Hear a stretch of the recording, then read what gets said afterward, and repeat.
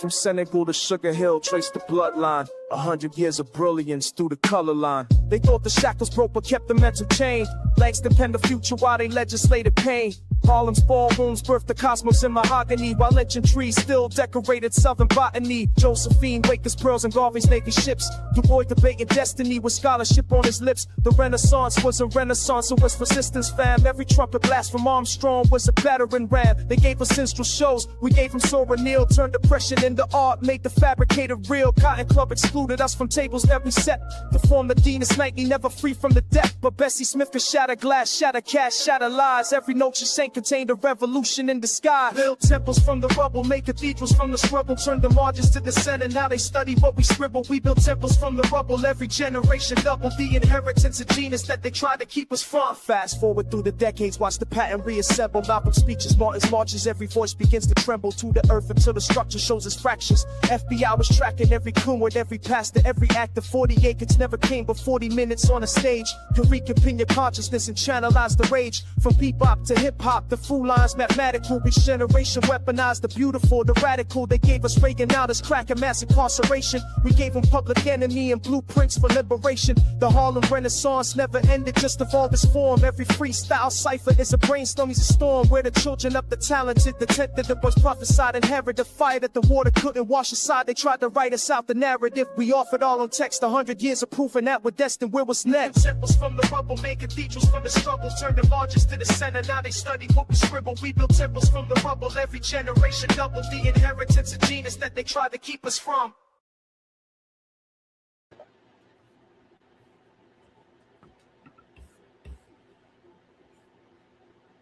All right, this is, and you are Under the Groove. Welcome everybody. This is Under the Groove podcast.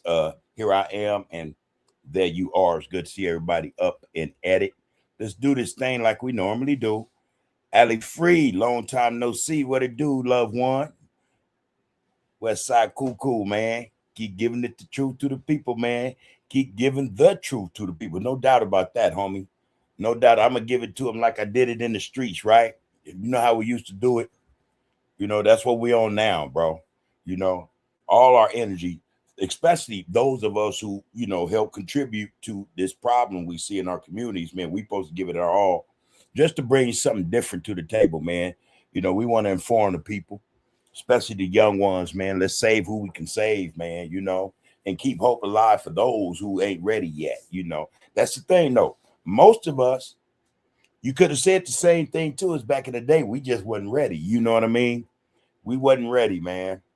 It took a whole lot for us to go through to get to where we are.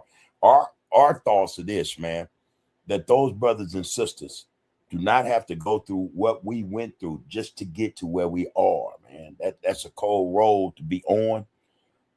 You know, I'll be the first to admit it. You know, there's so much that I missed, my family missed as a result of how and where, when I placed my energy, you know, into those things or into that thing we call the streets, man. There ain't nothing nice, you know. So yeah, you know, my thing now in LA Coco, you know, man, you know, like, you know better than most, man. This is what we do now. You know, this is how we pay it forward. This is how we get redemption. This is how we, you know, tell the loved ones, hey, man, that shit ain't nothing. It ain't nothing. You know, we understand, you know, represent the community you come from. But there, you know, it's kind of hard to, you know, share to them or pass down to them or express to them, hey, man, do something different than we did, you know, especially after we done all we done. So this is probably why we see a lot of blowback or resistance, a lot of, you know, not necessarily blowback or, well, resistance more than anything else. You know, like, hey, man, y'all did it. Yeah, man. But we telling y'all, man, we did some stupid stuff. And this is the result of what we did. This is what we missed out on. You know, these are the losses, not that we alone suffered, but those who loved us also were impacted by and suffered as a result of our actions. This is why we do what we do. We don't want to see that happen to you, brothers and sisters. This is why we coming up in here, man. And like the loved one said, man, hey, you know, we want to keep giving the truth to the people.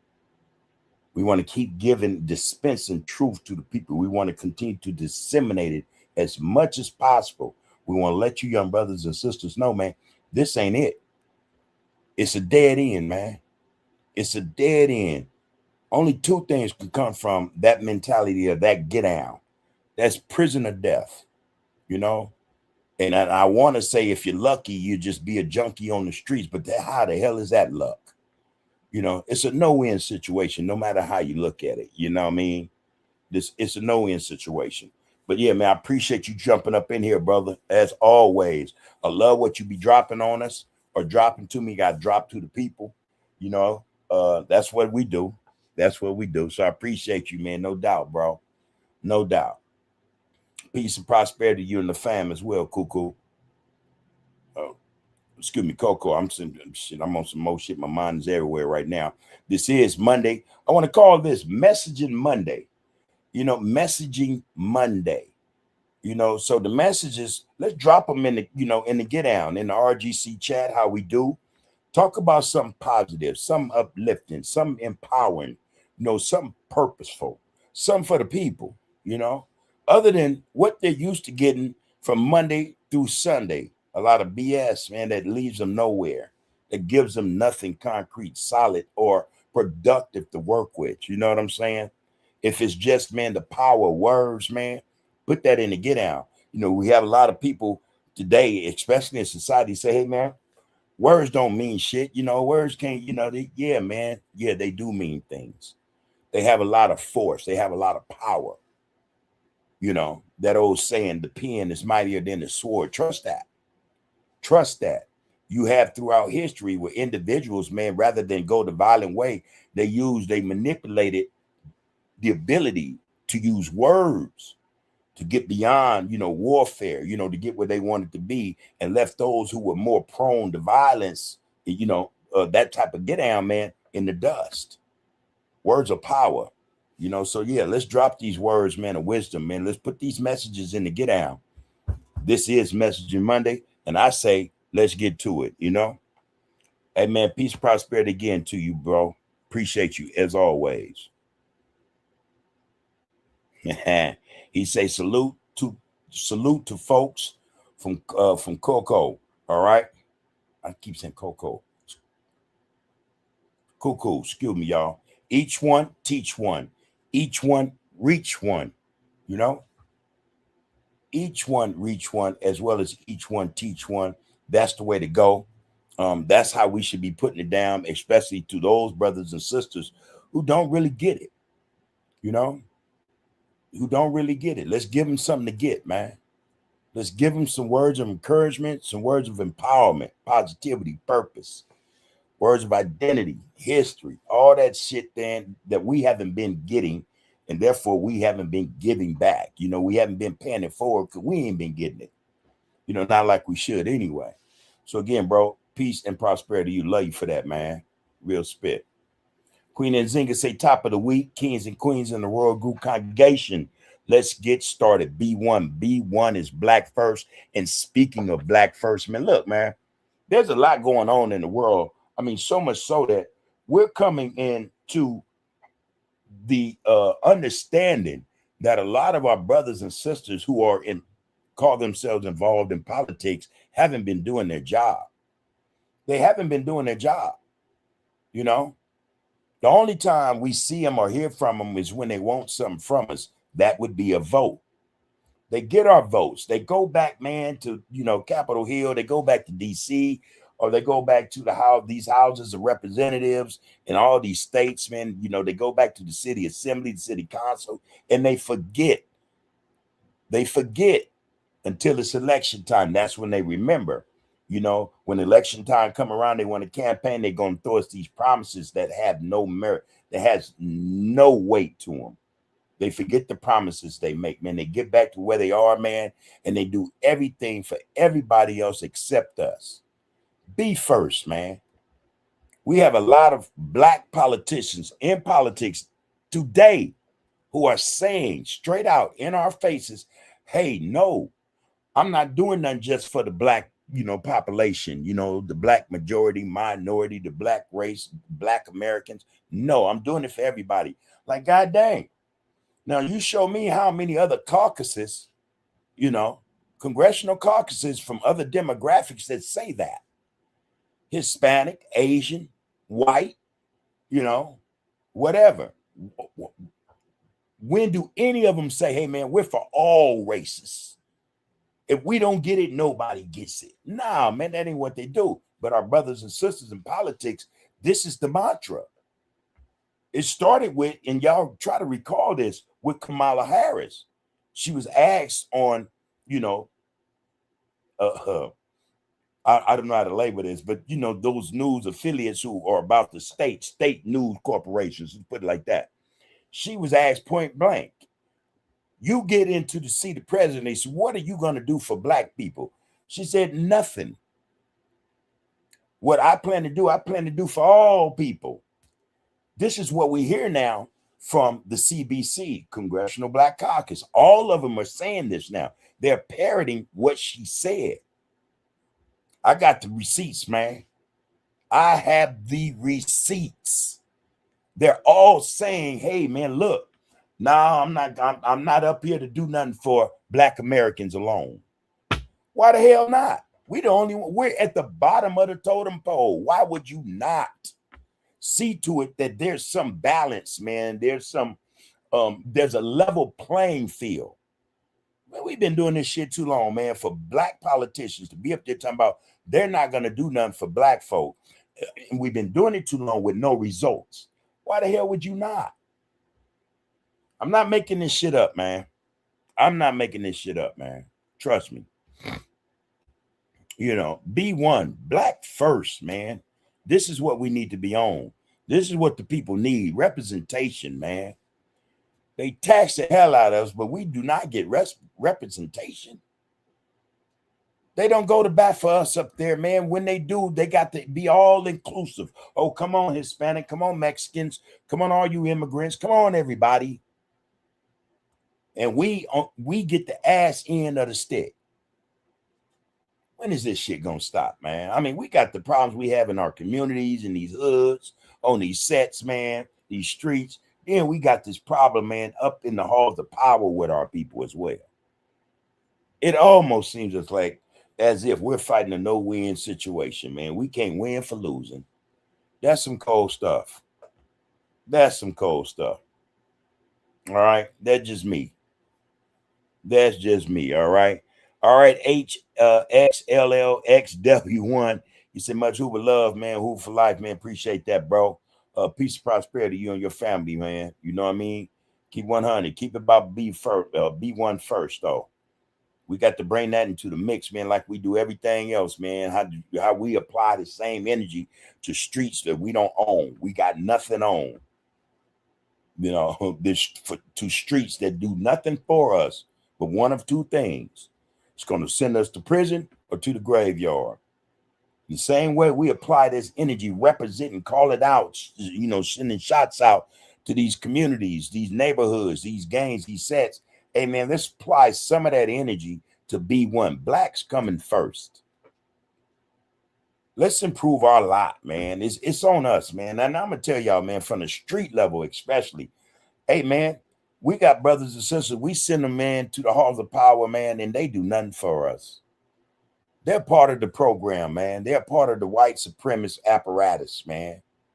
So really, truthfully, all we got is us, man. Now, we look at them on that level, that hierarchy, that tier. Then under them, we got the gatekeepers, man, the boule, and all these other individuals, man, that want to continue to divide and conquer us. Man, nobody knows how to come together.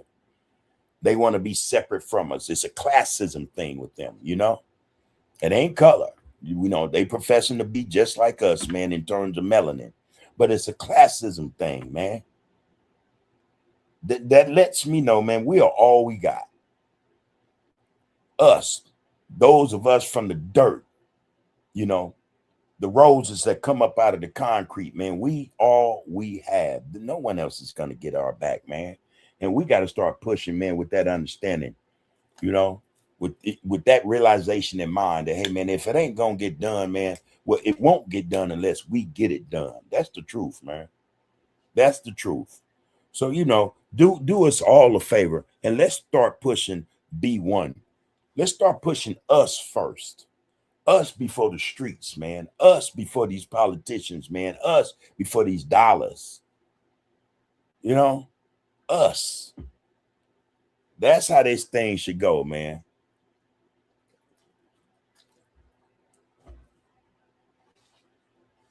And I'm gonna tell you, when we do that, like that, we'll see results.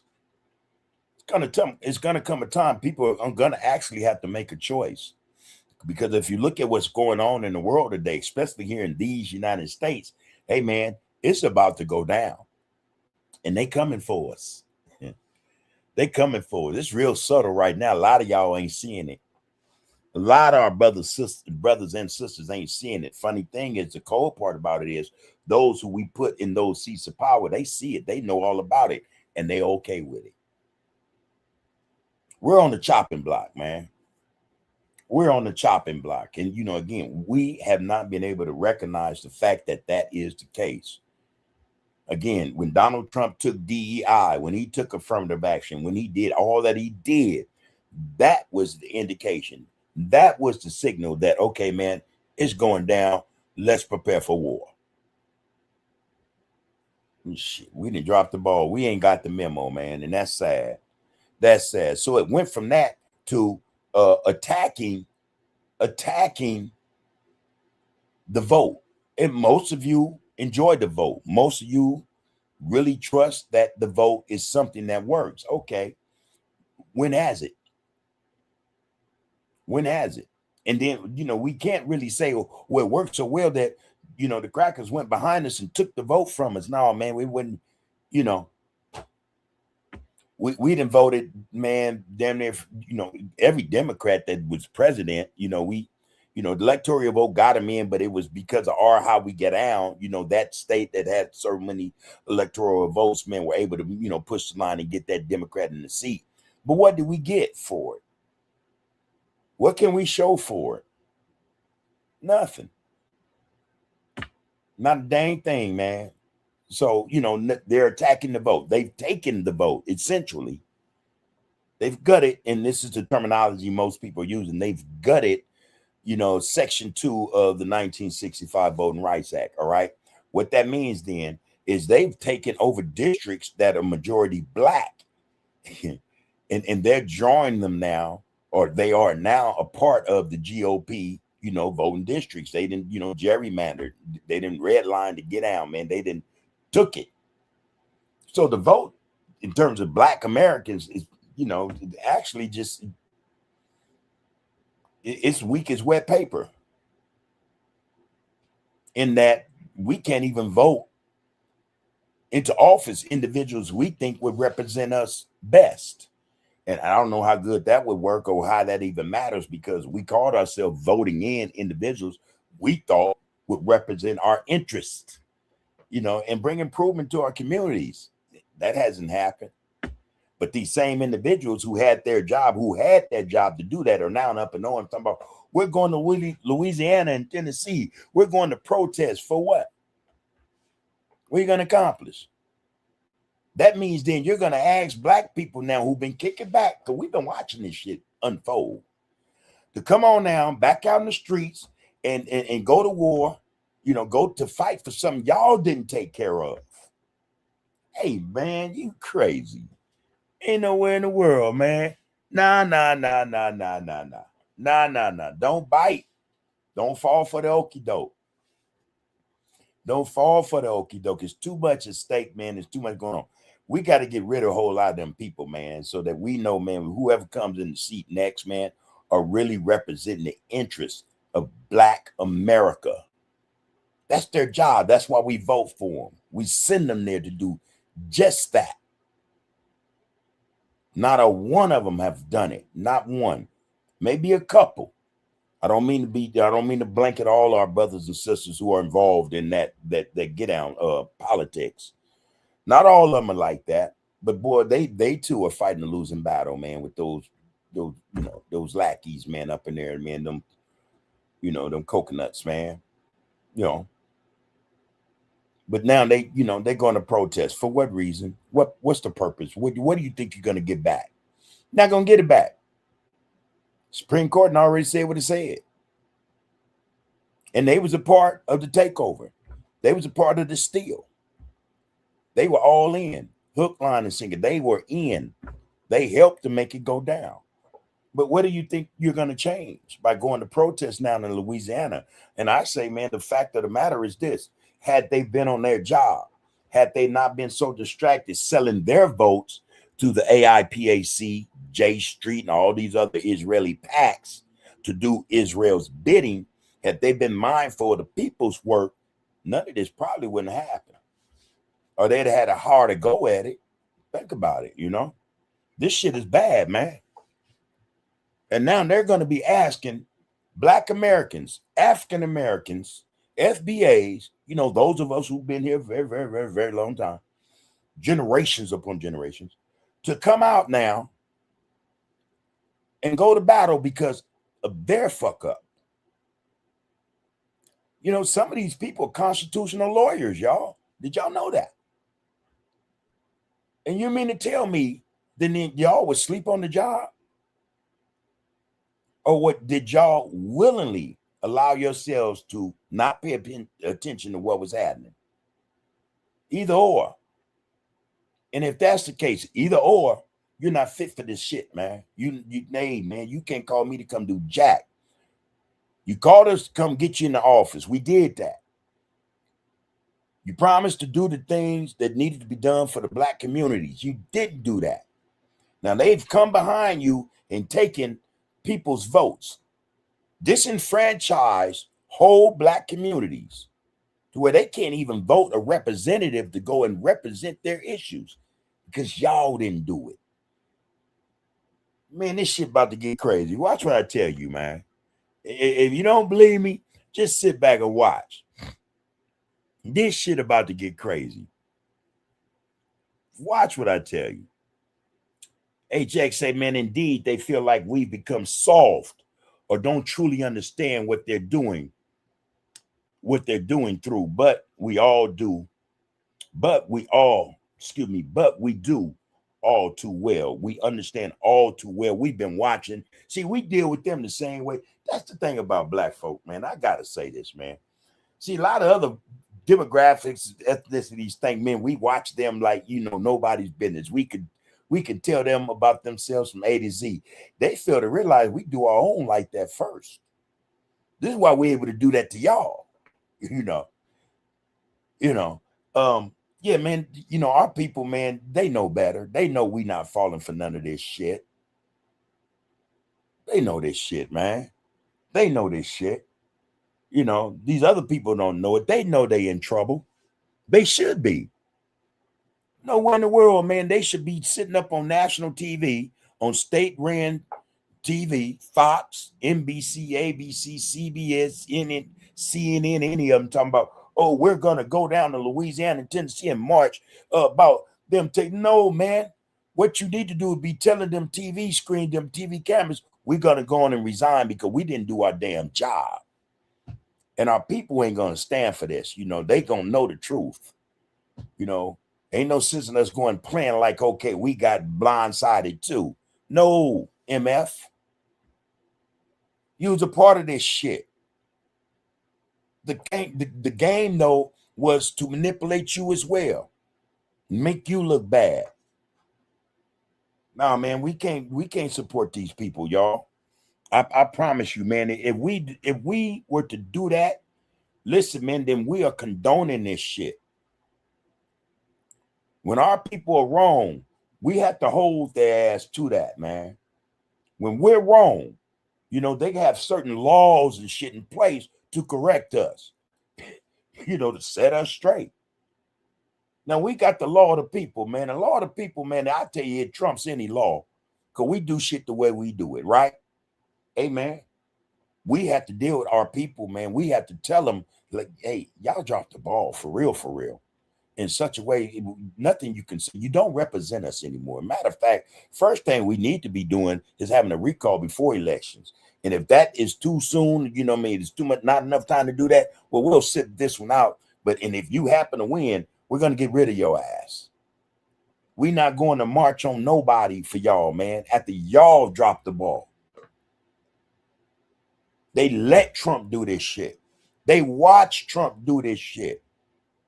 Most of them was here when Trump was the 45th president. And they watched. They sat back. And they only reacted to stuff when the Israeli lobby told them to react to certain things. They went and went against good brothers and sisters who would probably did us more justice had they won the seats. They went and campaigned against them brothers and sisters for AIPAC. Did their bidding. They won't do our bidding. Our bidding is this. We vote you in office. You go take care of the people's business. Handle black things first. Make sure we're okay before you want to bring in all these people. You want to have this picnic. Hey, man, hold these people accountable. Otherwise, y'all, we're in a world of hurt. We are in a world of hurt if we don't hold their feet to the fire. Trust that. Trust that. It's going to be more of the same. They run around here campaigning like they've been broadsided. Like they, oh, shit, how did this happen? No, y'all knew what was happening. I did some research today on the Congressional Black Caucus that started in 1971. The idea came about in 1969. And you had some stumped down individuals who were a part of that membership. They didn't play. One that I remember more than any of them, more than Diggs and the other guy, was Shirley Chisholm. Didn't play. When Nixon got out of line, guess what they did? They boycotted the whole political apparatus, State of the Union and other shit. And that caused a stir. Like, hey, whoa. What's wrong, black people? What do we need to do to make this right? But you can't tell these bootlickers, man, hey, man, don't go sit in front of the State of the Union with this racist dude who's going to say a whole lot of nothing, who's going to do more disrespecting than he's going to do appreciate the people of this country. Why would you go sit in front of that? You know, these people are doing us a disservice, man. They just allowed the CBC, Clyburn, Hakeem, Corey, Gregory. Oh man, I got receipts, man. I got receipts, man. I have receipts. Yvette Clark, Troy Carter. I forget her name. Her first name's Lucy. I'll get to that. Let me go look at that shit right now. Shit. Lucy McBath. All right. Congresswoman Kamlanger Dove. Marilyn Strickland. I said Hakeem Jeffrey. Shoot. What's this dude's name? Joe Neguse. All these people have been selling us out, man. And they have top positions in the government where they lead and are heads of committees, all kind of committees. And yet this happened.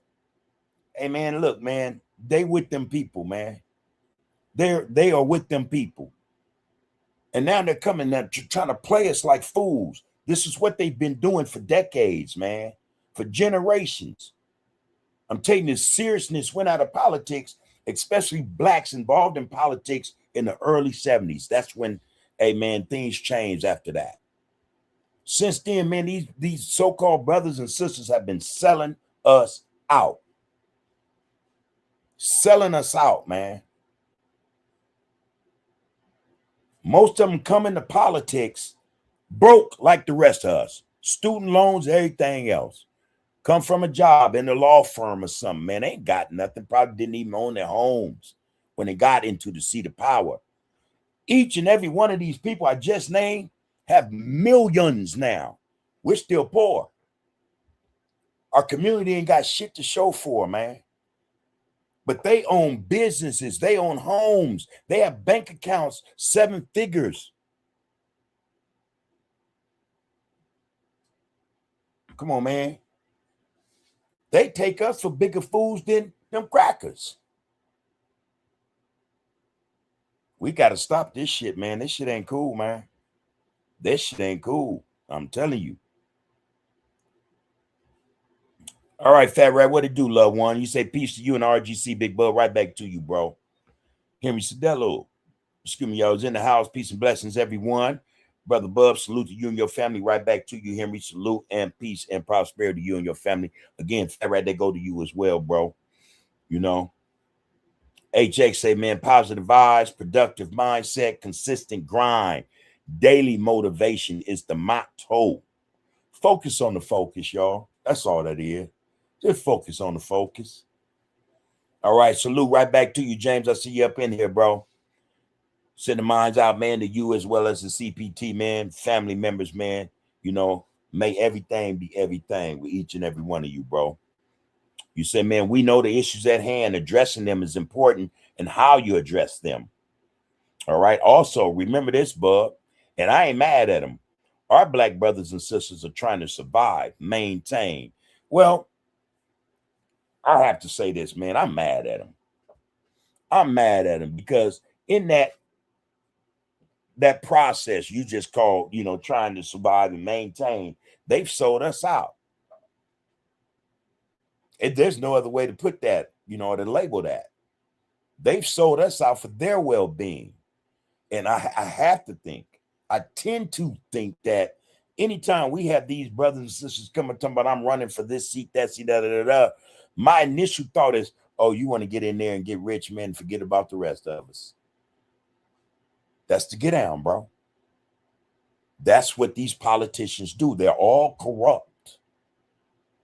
But ours is worse, man. It's worse for ours to do this to us, knowing what they know, knowing what we know, going through what we've been through the whole time here, or the majority of our time here. And that goes for those who came before us and those who came before them and they. The whole time we've been here, we've been scraping and scrapping the bottom of the barrel, the pan, you know, the pail. We ain't got shit. So I don't agree with that, bro. You know, and if that's the case, then that's part of our problem as a people. We always want to throw that out there like that. You know, hey, man, well, you know, brothers and sisters are trying to survive. You know, we can't blame them. They got to maintain. Yeah, we can. Actually, we can. Actually, we can. We can hold them accountable, you know? And if they were worth their weight, man, if they were worth their weight, they know this system better than each and every one of us. They already know, just based on how the system is designed, there's no win for us. I'm not even in that system, but I can tell you that. I can tell you that off the rip, man. The Constitution means jack when it comes to us. It does not really pertain to us. The political structure that's set up, this political apparatus, really, man, we just tokens, man. The capitalist system, it does nothing for the black race, the black community as a whole. It picks and chooses, allows individuals to succeed in it. And the only way you can do that if you continue to go in the direction of how that concept works. You have to step on your people. You have to mess over your people to get to the top. You have to. That's that analogy, crabs in a bucket. So for those who are in that bucket and they pulling each other down, the one that makes it up, guess what? He don't throw a rope down and say, come on, y'all. That ain't how that works, man. So no, I don't agree with that, bro. And that's just my opinion. All right. That's my opinion. If we're placing, or if we're saying, man, our survival depends on, if surviving depends on us maintaining a certain status quo and going along with this program, when we know this program is detrimental to the people as a whole, I think that's lame, homie. You know, that's me. That's my opinion. I understand why it exists the way it does. I get that. A lot of us are trapped in this mindset that, man, hey, we got to go to work for these people. We got to make them richer, man, just to pay my bills, just to maintain. We've been fed this shit that, man, we got to depend on this system to survive. And that's how we act. But there's no truth in that, man. There's no truth in that. It's all a lie, bro. It's all a lie. Again, when we talk about unplugging from the matrix, then you see it. You see it. The only way for us to make it out of this situation, man, is to separate from it. I sit down, man, I talk to the ancestors all the time, man. I try to go inward, man, and spit. I try to connect. I say, hey, get them crackers enough power, man, to bring segregation back. And I guarantee you, our mindsets will change immediately. Immediately. We're already in that sense, or in that segregation actually already, exists. It's happening, but it's so subtle. It's so subtle. We're given the impression every day that there is integration. There is integration, and it works. It's fair. That's the case. Why are we still at the bottom of the barrel? Why is it then that other people, other ethnicities, other foreigners, immigrants can come here and win over us? Come on, man. Nah, I ain't buying that for a minute, bro. But in all due respect, I say that respectfully. That, nah.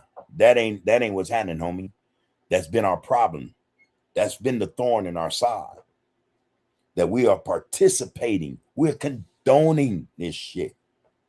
We are condoning it by participating with it and in it. Our problems, man, we allow these problems to exist. We allow. When we don't pay attention to what is happening around us and to us every day, all the time, this shit will continue to happen. If we focus on the focus and see that these individuals who are going up there, man, calling themselves doing the people's work, but are instead doing those people's work over us, and we don't do nothing about it, that's on us. That's on us. And they realize that.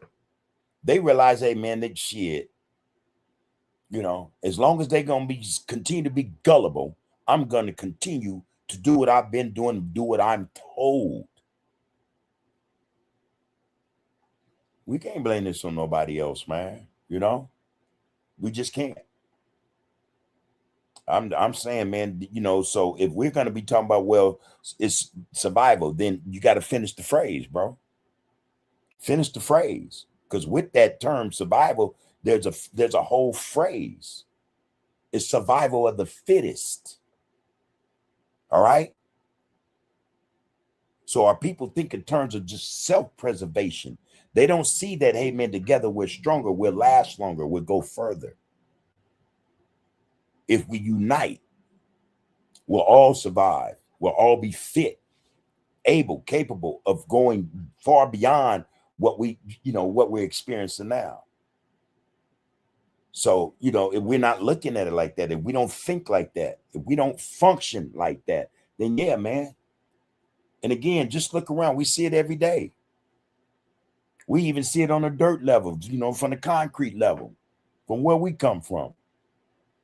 Everybody's for themselves, And if this is going to continue to be the mantra, hey, survival of the fittest, or survive. Hey, I got to survive and maintain. I can't worry about nobody else. Hey, man, shit, what are we having these conversations for? What do they really matter?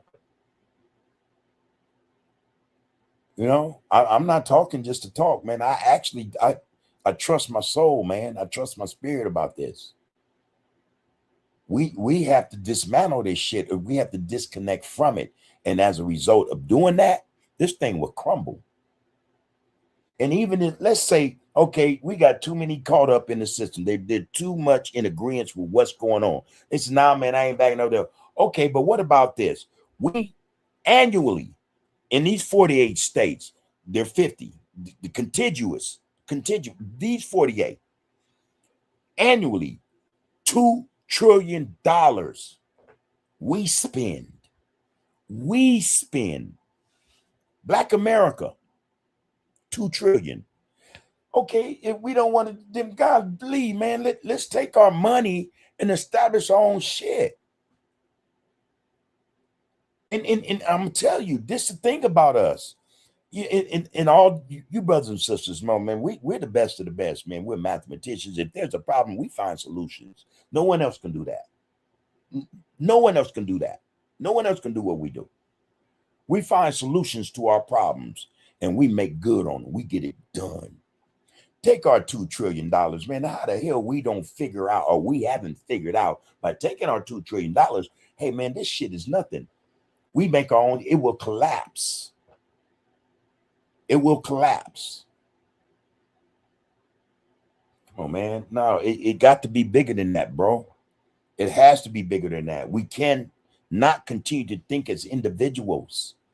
If we're talking about unifying, man, and working together, working towards something that's going to serve, not just us who are adults and at this age, but those that are coming behind us. Get it started now, refine it, man, perfect it as best we can. So when the time for them to get a hold of it, they'll understand. We're training them. We want them to learn things. So when they get to the point where it's their time to manage this get down for the people, they'll know what to do. If we're steady talking about survival of the fittest, hey, man, I got to survive and maintain. I can't worry too much about that. I can't, oh, yeah, I'm in the black power there, but I don't want to do what needs to be done. Hey, man, why are we doing this? Why we have these conversations? And I don't mean just Under the Groove podcast. I mean just in general, period. I hear brothers all the time, man, on these podcasts. They talk a good one, man. In 2 minutes flat, you hear them disparaging and disrespecting other brothers and sisters. They're not even thinking. It just comes so damn natural to them. 1 minute they're talking about positivity and empowerment, and the next they're like cutting down brothers and sisters just because they don't like their way of thinking or whatever. That's just not going to get us nowhere, man. That's just not going to get us nowhere. One thing's for sure, man, we are all in the same boat. Black America. We're all in the same boat. And, that goes for those who are selling us out. They're just willing to, get what they can get now, knowing that, master going to mistreat them eventually as well. But, hey, while the getting is good, let me get it. We got to stop thinking like that, man. We have to stop thinking like that. We have to start thinking about the future of the people, man. If none of us do good, we should all do good. We should all get, work to get us out of this situation. A certain group of people doing good does not represent the whole. That's just them doing good. And they're okay with them doing good and us not having, pull yourself up by your bootstraps, that, come on, man. It's easier said than done. Some opportunities do not present themselves over and over and over again. This thing is rigged and set up a certain way. And it works like a well-oiled machine. As long as we continue to oil, the gadgets and mechanisms in this shit, as long as we continue to participate, be part of the motor, it's going to continue to run like it runs, man. And we're going to continue to suffer. That's it. B6 said, greetings and salutations to you, Bub, and RGC. Right back to you, bro. Salute and peace and prosperity to you and the folks, man. James said, man, we need unity, but there's so many conflict and problems among us. We only can focus on trying to make it to the next day, eat and break bread, from the working class to the streets. Black Power 1. Yeah, man. We were saying last Friday, I think it was, and this is another part about this whole get down, man, that I don't think a lot of us recognize or realize or want to accept or acknowledge, is that, man, when the thing jump off and it happens, when it happens, it will happen. We're going to be at war with our own people first, man. We're going to be in combat with those who don't want the status quo to change, who has a place in this thing called white supremacy. They have a place and they are comfortable in that place. And woe be to anybody that try to take that from them. First thing out their mouth, I mean, you're taking from my family. You're taking food. I'm a kid. You know what I mean? That's the thought process, man. That's what we're going to have to fight first. Our own people, man. You know, yeah, man, we have to work day to day. But again, these are choices we're making. We're making these choices consciously to do this because, again, we have been conditioned, indoctrinated with the thinking that if we don't do that, we won't survive. We're going to die. Such a lie, man. That's a big ass lie. And we just bought into it. James going to say, man, look, us coming together as one is definitely foreseeable, although it's far from easy. like my loved one said from down the block, it's easier said than done. Compton in peace, Eric Wright. Yeah, man. I think that, again, that all has to do with mindset. Again, we've been indoctrinated, we've been conditioned and brainwashed, man, to see things a certain way. The power structure has made it so, and that's how it is, you know. And as long as we continue to think like that, we'll continue to think that there's no way out. That to do the impossible isn't possible. A lot of us, again, we tend to forget where we come from, what we've been through. To do the impossible was possible. Our people done it. We come from these same people, you know. But again, we haven't decided that this is something, okay, we're going to do this. We're going to make these sacrifices so that we can get done what need to be done. A lot of our people don't want to do that yet. From the street level on up to the working class, to the bourgeois, the boule, and the gatekeepers. Nobody wants to do the work. We're cool. We're content with the system. That's why shit ain't got done. That's why things have not changed. We find little inroads into the hustle. You know, we make a few more dollars than the last time. That's cool. That bill paid off. That bill paid off. And then I can sit back on a few dollars, you know, to the next payment cycles come around. You know what I mean? I got to hustle harder, you know. We cool with that stuff, man. We cool with that. Yeah, man. We got to get out of that frame of thinking, that mindset, man. We got to be willing to make them sacrifices, man, that's going to pay off, you know, for those coming up behind us. A lot of us tend to want to think about ourselves. We didn't live our lives, man. We didn't add it to this problem. We didn't help make this thing as bad as it is, you know, and yet we still think that we should deserve something grand, you know, and something lucrative from it. No, man. No, we shouldn't. We shouldn't. You know? Yeah, we all think about that, man. Having more than enough. You know, that's the way the system is designed. It's designed to make us think like that. Money. We live in a capitalist system, man. Everything is based upon that. It has nothing to do with nothing else, man. Who run the system? Not I, not us. It's their system. You know, so. Rakufu, peace, prosperity, bro. Good to see you up in here. All right, the word for the day is sapience wisdom. Sapience wisdom, based awareness, the capacity for higher reasoning and reflective understanding. Oh, good word. Or did I sapient? I said it right. Sapience wisdom. Yeah. Based awareness, y'all. The capacity for higher reasoning and reflective understanding. This is what we had. We had to put on our thinking caps, man. And I liken that to focusing on the focus. You know, this shit is going down, man. Trust.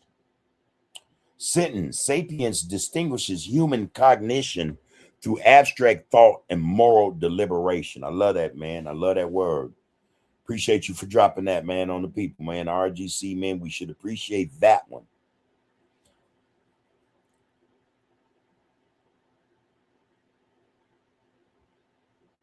Sapience distinguishes human cognition through abstract thought and moral deliberation. So, get a bar of that, y'all. You say peace to those of the RGC, man, and I take it for myself and beyond. Peace to the people. As Black Americans, man, we need all the peace we can get. But you trust and know, man, we ain't gonna have no peace, man, until we get control of our lives, man. We are not autonomous. We are not independent. We are not self-sufficient. There can be no peace. There can be no peace. Because those things, having those things, to have peace is required that you have those things. We don't have none of that. So yeah, peace is just a thought. Something we think about having, something we don't have though.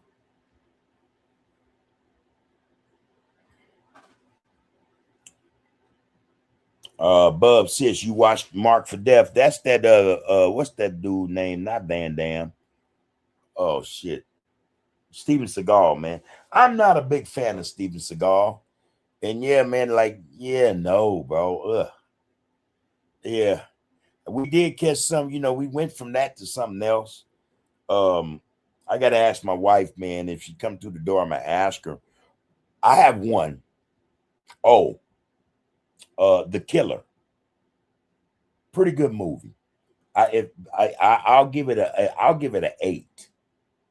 From 1 to 10 in terms of stars, I give it 8 stars. That's how good it was. I thought that movie, just stumbled upon that, but that was a good flick, man. Check that one out.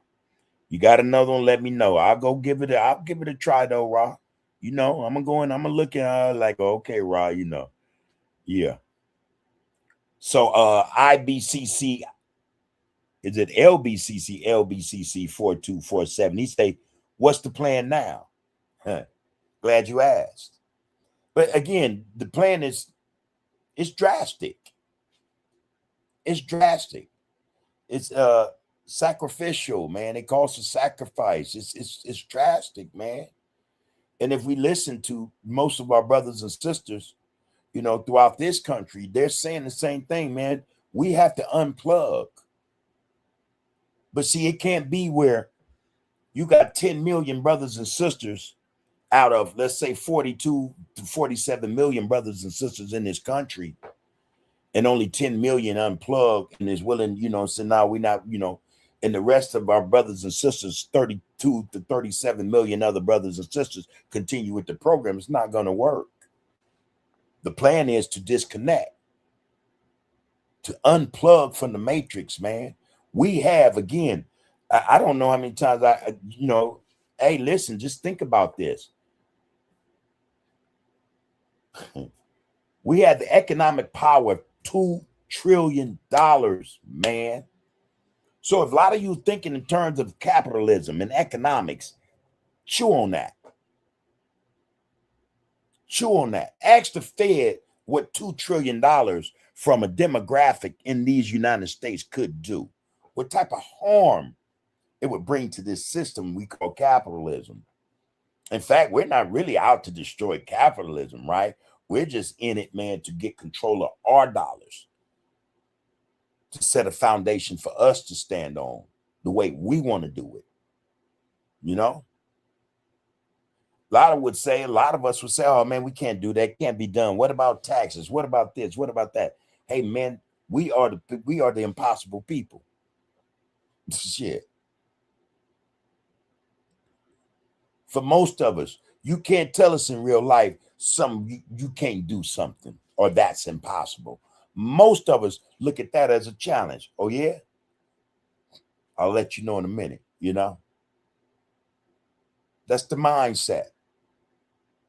What's the plan? Man, the plan is to unplug. Our brothers and sisters are asking for this. They're clamoring for it all over the country. Unplug. Unplug. We are not unified, man. We, for whatever reason, we are not connecting.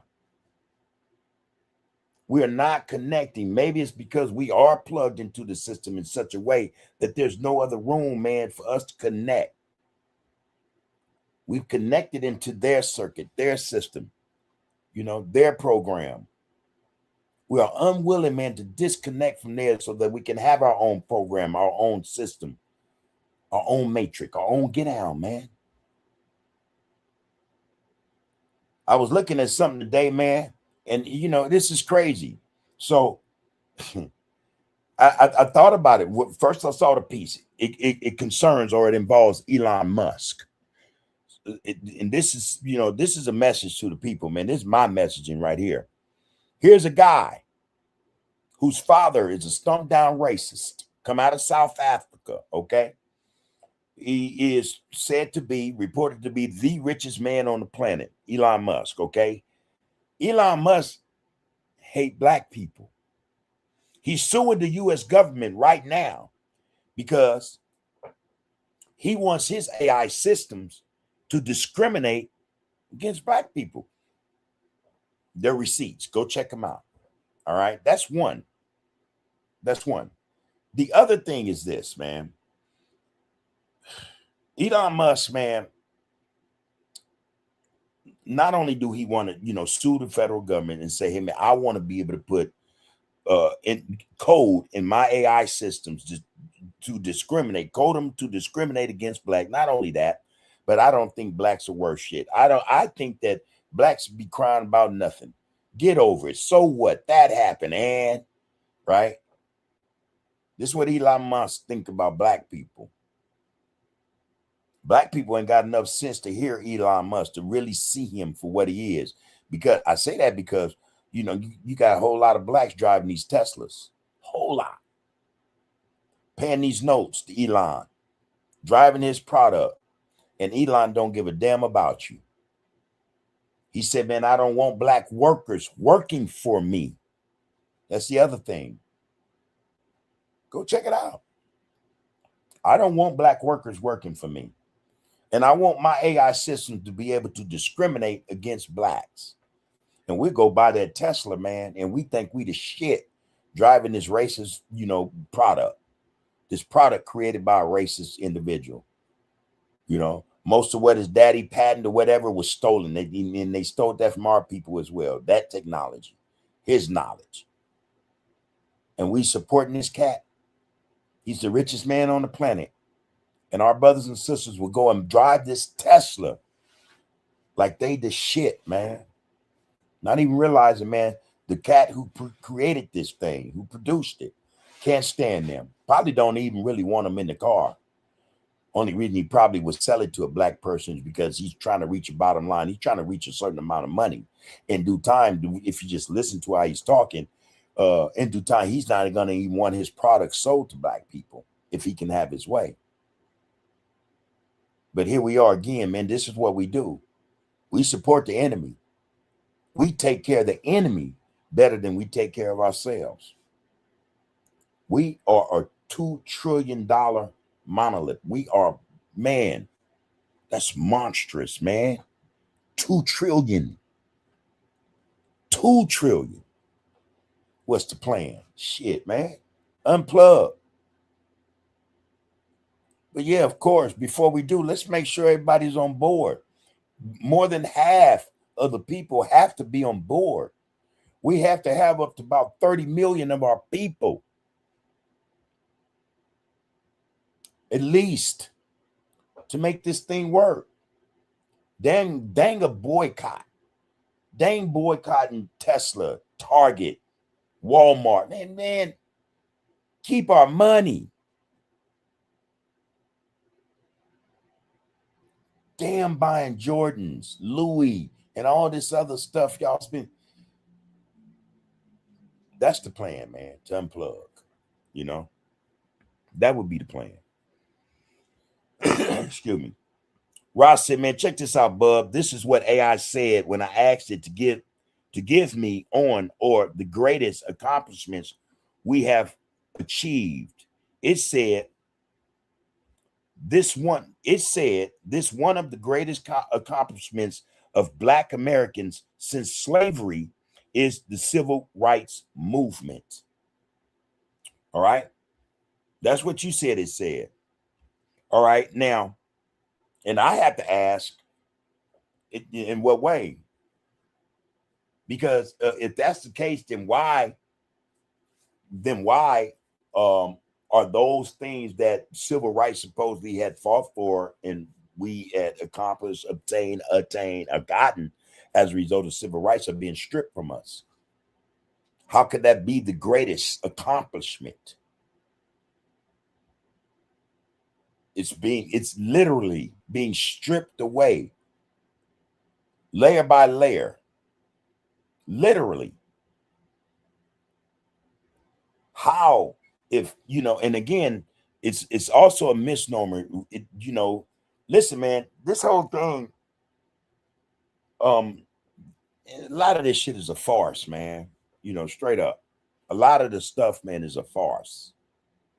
So the same way we man, this integration thing, man, this was some planned out stuff.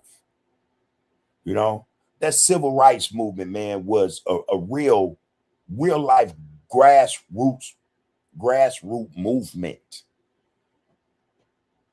And it became a picnic, man. It became watered down. It became watered down. There's a lot about it I don't respect, and that's just me, and I say that respectfully to those who respect it, who think it did accomplish something for us. I can't see any of the accomplishments. The civil rights movement was I'm 62, man. The same thing that they were fighting for back in the 50s, the 40s, the 30s, 40s, 50s, and 60s are the same things we're faced with today. The same shit. Only thing they gave us, and I'm telling you, it's a disguise, is integration. And that's a disguise, man. It ain't really that. So AI lying. AI lying, man. If the civil rights, as AI put it, was the greatest accomplishments of Black Americans since slavery, the civil rights movement, which is also, again, it's a misnomer, it's mistitled. It's supposed to be about human rights. Human rights. There's a difference. There's a heavier connotation attached, right? You agree, Rock? But if civil rights, that movement, was our greatest accomplishment, hey, man, something ain't right.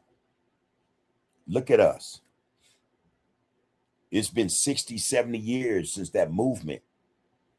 All right? How are we any better? We're in a country that still treats us the same.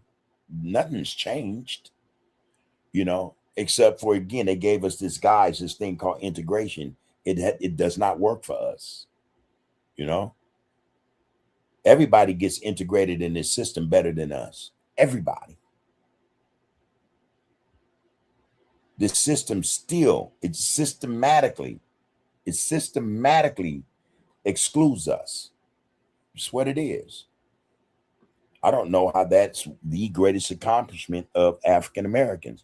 I think our greatest accomplishment was when or during segregation, and we did all that under segregation, under Jim Crow, under the black codes. We did all that after Reconstruction, after slavery. That was our greatest accomplishment. And that accomplishment was systematically destroyed. It was so great. It was executed so well. To me.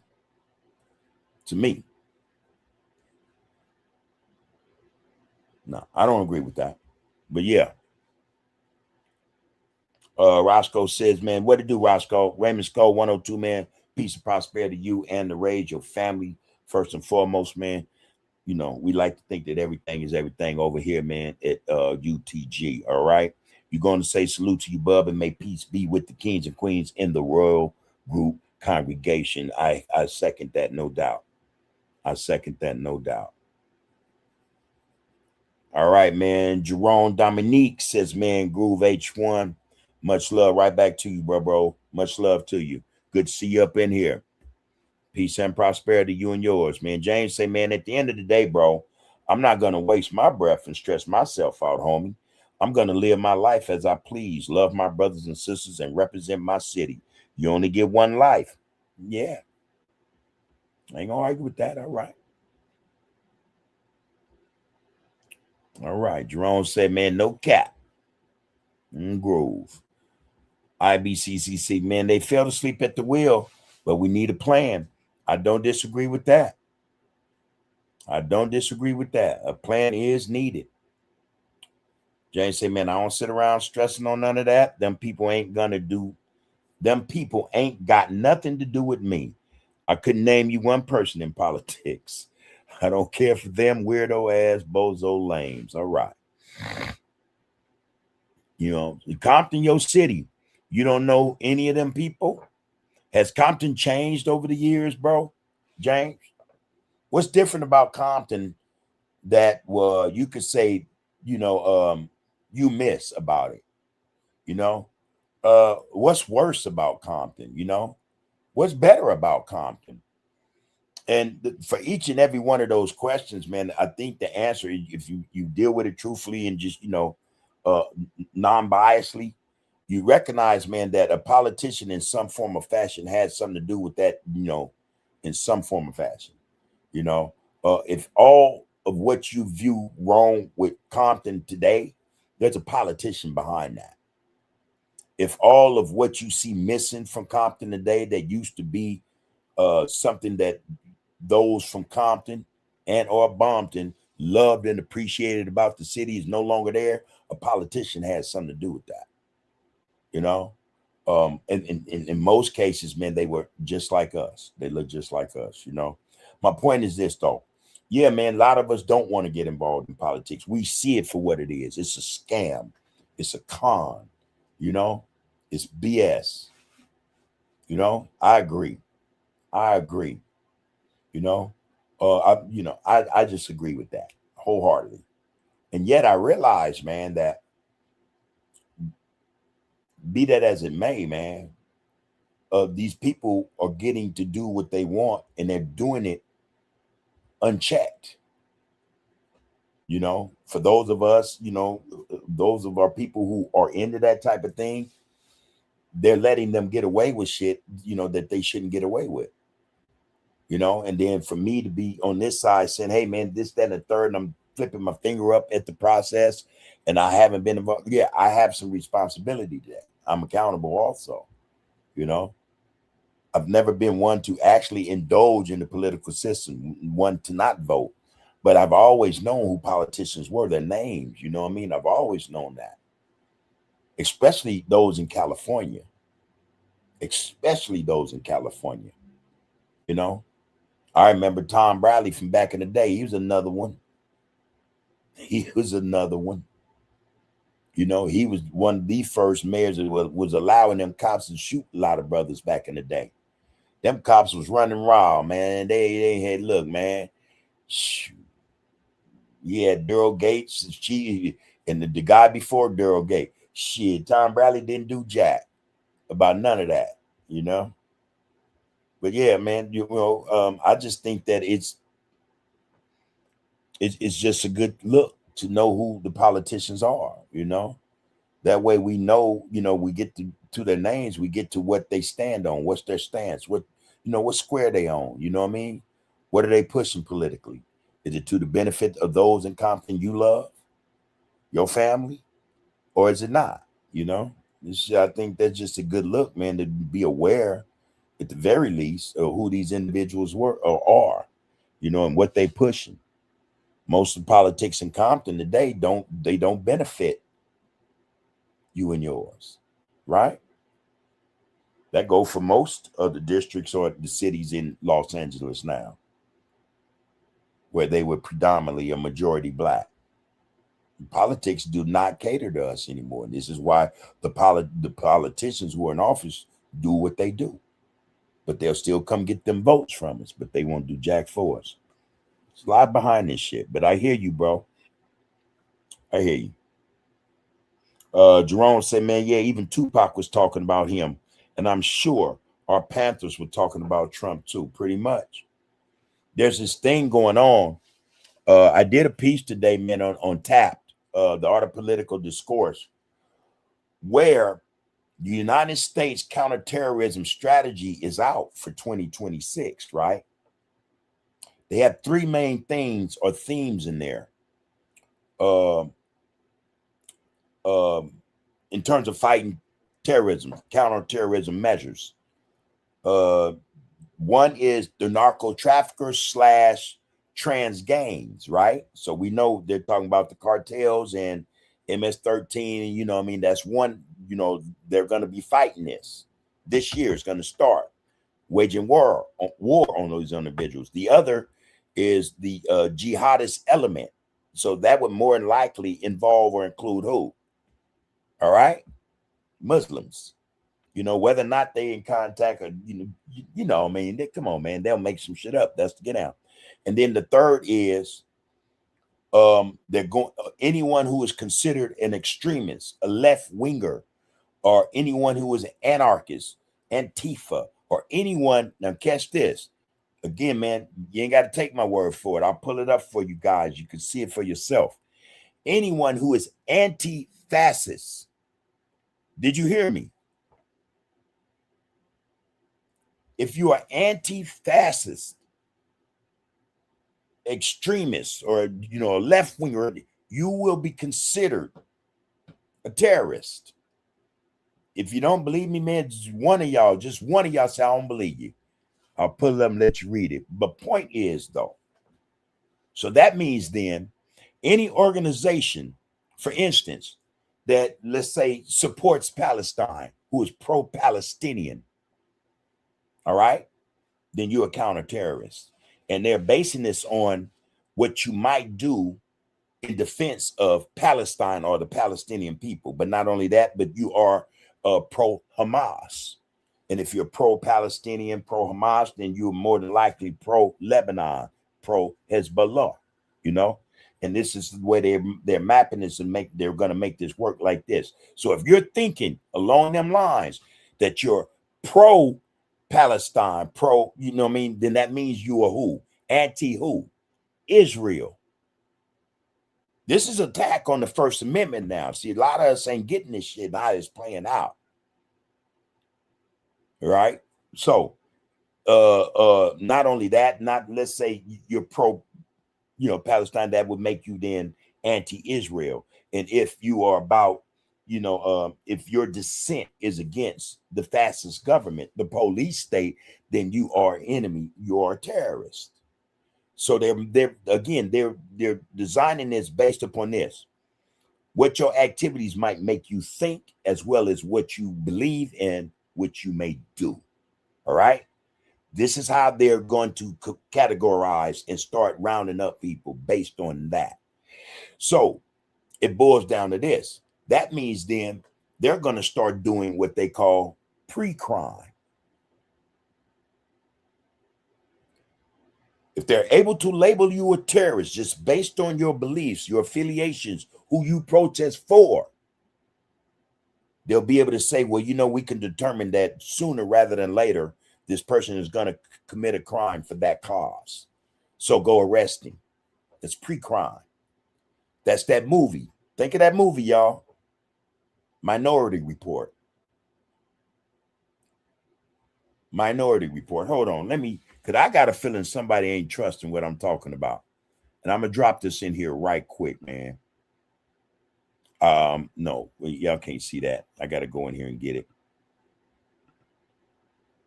Let me go in here and get the right there. Let me get y'all there. So I've been on it today. I've been looking at a thing or two. All right, so right here. This is it. And anybody can go and get it. Freedom of Information Act. It's the United States counterterrorism strategy for 2026. All right. Let's go to page 5, 2026. Wait a minute. Did I pass it? All right, here we go. You see that right here? It's called the threat. This President Trump right here, he's saying we must protect our country from invasion, not just from unchecked migration, but from cross-border threats such as terrorism, drugs, espionage, and human trafficking. All right. He's going to say, under the leadership of President Trump, America is again the world's most powerful nation with the largest economy in history, the most advanced technologies, and the bravest and most skilled war fighters the world has ever seen. This newfound strength has been amply demonstrated by historic operations such as the neutralization of the Iranian nuclear threat under Operation Midnight Hammer and Operation Epic Fury, and the arrest and rendition of Venezuelan dictator, not president. He was legally voted in by the people, a sovereign nation, but they call him a dictator, Nicolas Maduro, under Operation Absolute Resolve. But the terrorist threat has changed. We face new categories and combinations of violent actors that make the established ways of doing counterterrorism insufficient and or obsolete. We face a multiplicity of deadly threats from terror groups and non-state actors, often secretly supported by governments who wish to undermine us. Currently, we face 3 major types of terror groups: narco-terrorism and transnational gangs, legacy Islamic terrorists, violent left-wing extremists, including anarchists and anti-fascists or fascists. Come on, y'all know what that is? So if you're against the police or the police state, you are terrorists. So he's going to say we can defeat every single one of these groups, but the threat is significant and pervasive. All right. Wow. Hold on. Let me give you the second part of this, because again, I just want y'all to see it in case you haven't seen it. This is what it is. This is what they're up to, man. This is what they are up to. And we tend to think that, oh man, they just took the votes, we'll get them back, blah, blah. Nah, man, it don't work like that. They're not taking this shit for nothing, you know? Now, this piece right here, make sure I bring it in. This is significant. This explains how they're going to get down. Damn it. It kicked me out, man. Oh, no, it didn't. All right. So check this out. Cold thing, man. Y'all see that? There go them same 3 things. I don't need that. Narco-terrorists, transnational gangs, legacy Islamist terrorists, violent left-wing extremists, including anarchists and anti-fascists. All right. There it is. But listen, here it go right here. Counterterrorism itself is a propaganda term sanitizing the actual practice. Pre-crime, which aims to build cases against people for what they might do, most ominously based on speech or beliefs. All right.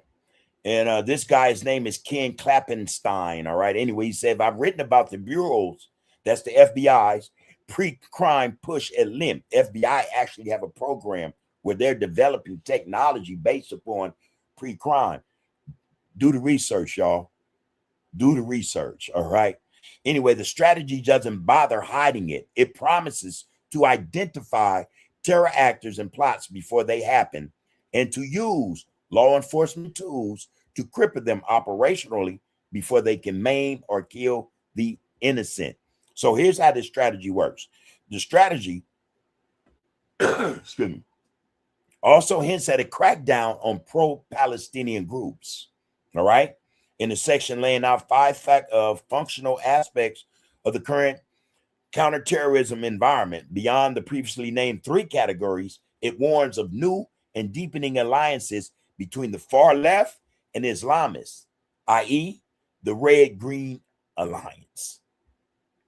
That's a phrase borrowed from conservative discourse to suggest a conspiracy. Excuse me. A conspiratorial alignment between the American left and radical Islam. The Red-Green Alliance term has been used by Israeli think tanks like the Rut Group, which defines the term as the nexus between radical progressive groups to Islamist organizations, and picked up by right-wing U.S. news outlets. The framing is designed to recast pro-Palestinian activism as a front for jihadism. All right? And, you know, I'm just trying to give you an example of how this shit is playing out, man, and what they up to. Again, we're talking about, hey, man, we ain't talking about shit in terms of not what they're talking about, what they're doing, what's coming down the pipes, what's actually already in motion. We just talking shit. We ain't doing nothing, man. They doing some shit in the next year. And that this thing kicks off this year.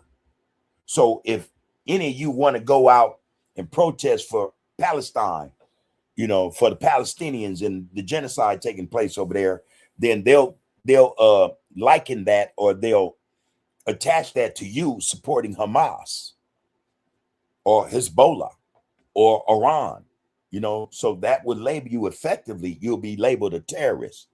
If it's pro-Palestinian, if it's pro anything that's anti-Israel, you are a terrorist.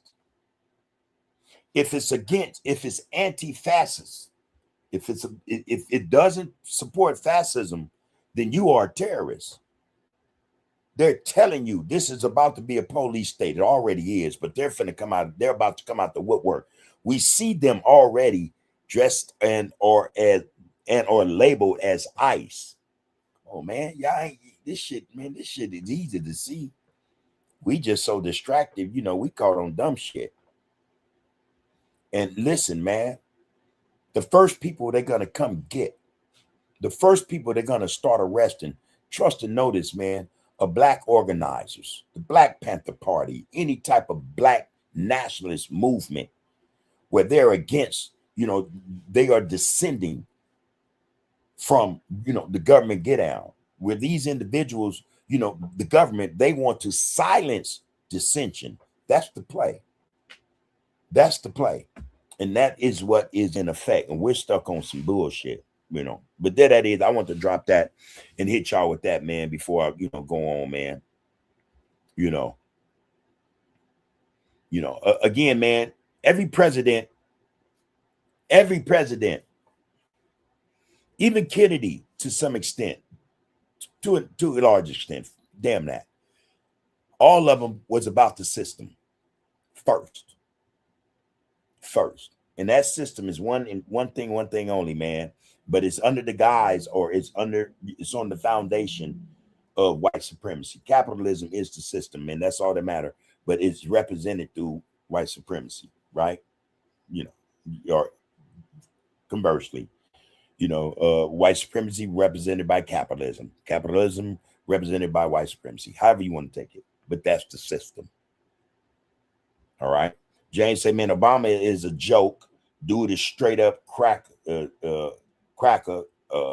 Dude is a straight up cracker. Clown couldn't be president of my country. Worst of the worst since Nixon. You know, F. Obama's talk about coonery. Yeah. Real spit, man. On my count, bud. We still ain't had no black president yet. America hasn't had a black president in the last century. Who these idiots talking about? I don't know any black presidents. Nope. Yeah, man. And I don't know, man. Do you think that if you had, let's say, a black American whose family been here, man, for 200, 300 years, right? And he blacker than me or you, right? That he'd be, you know, what do you think? That he would make a difference? That he would actually change something? No, he wouldn't. He wouldn't. He would do exactly what Obama did. Obama could have passed a a law that will put anybody in jail who discriminated against blacks. You know, an anti-black bill, or them bills, executive order that they done for the Asians, they've done for others. You know what I mean? He could have done that. He didn't do it. You know, you could bring another president. You could bring Kamala in there. She's not going to do it either. You know, you can bring Hakeem Jeffrey, Cory Booker in there. They're not going to do it either. Really, it doesn't matter. You know, how black they is, or how far back their lineage go in this country. They're not going to do none of that. That just that's not the script. They'll kill off their whole bloodline. Them coconuts are scared, man, of that. They're scared. They're scared of dying for all the wrong reasons. You know? So, I don't know. So that being said, man, I got something also that I think the people deserve, man. Our sisters, especially. I ain't even touched upon. Look, there's a whole lot of comments, and forgive me, everybody. Let me go in here, man. For my queen sisters, our queens, our goddesses who are in this get down right now, man. Peace and prosperity, each and every one of you. I had thoughts of you guys today and just wish the best for each and every one of you. That's all I want to say on that part. All right.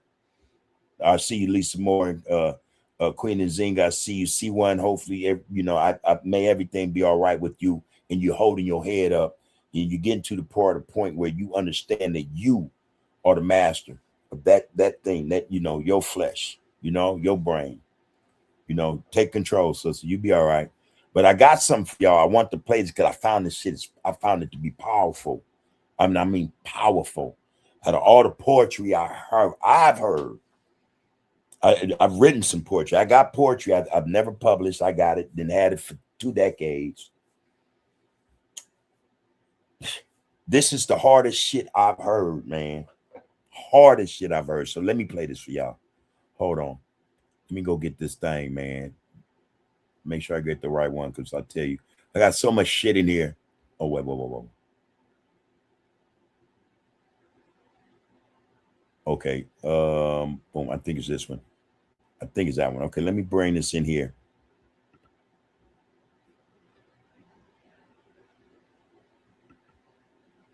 Okay, yeah, not this guy. All right. Hold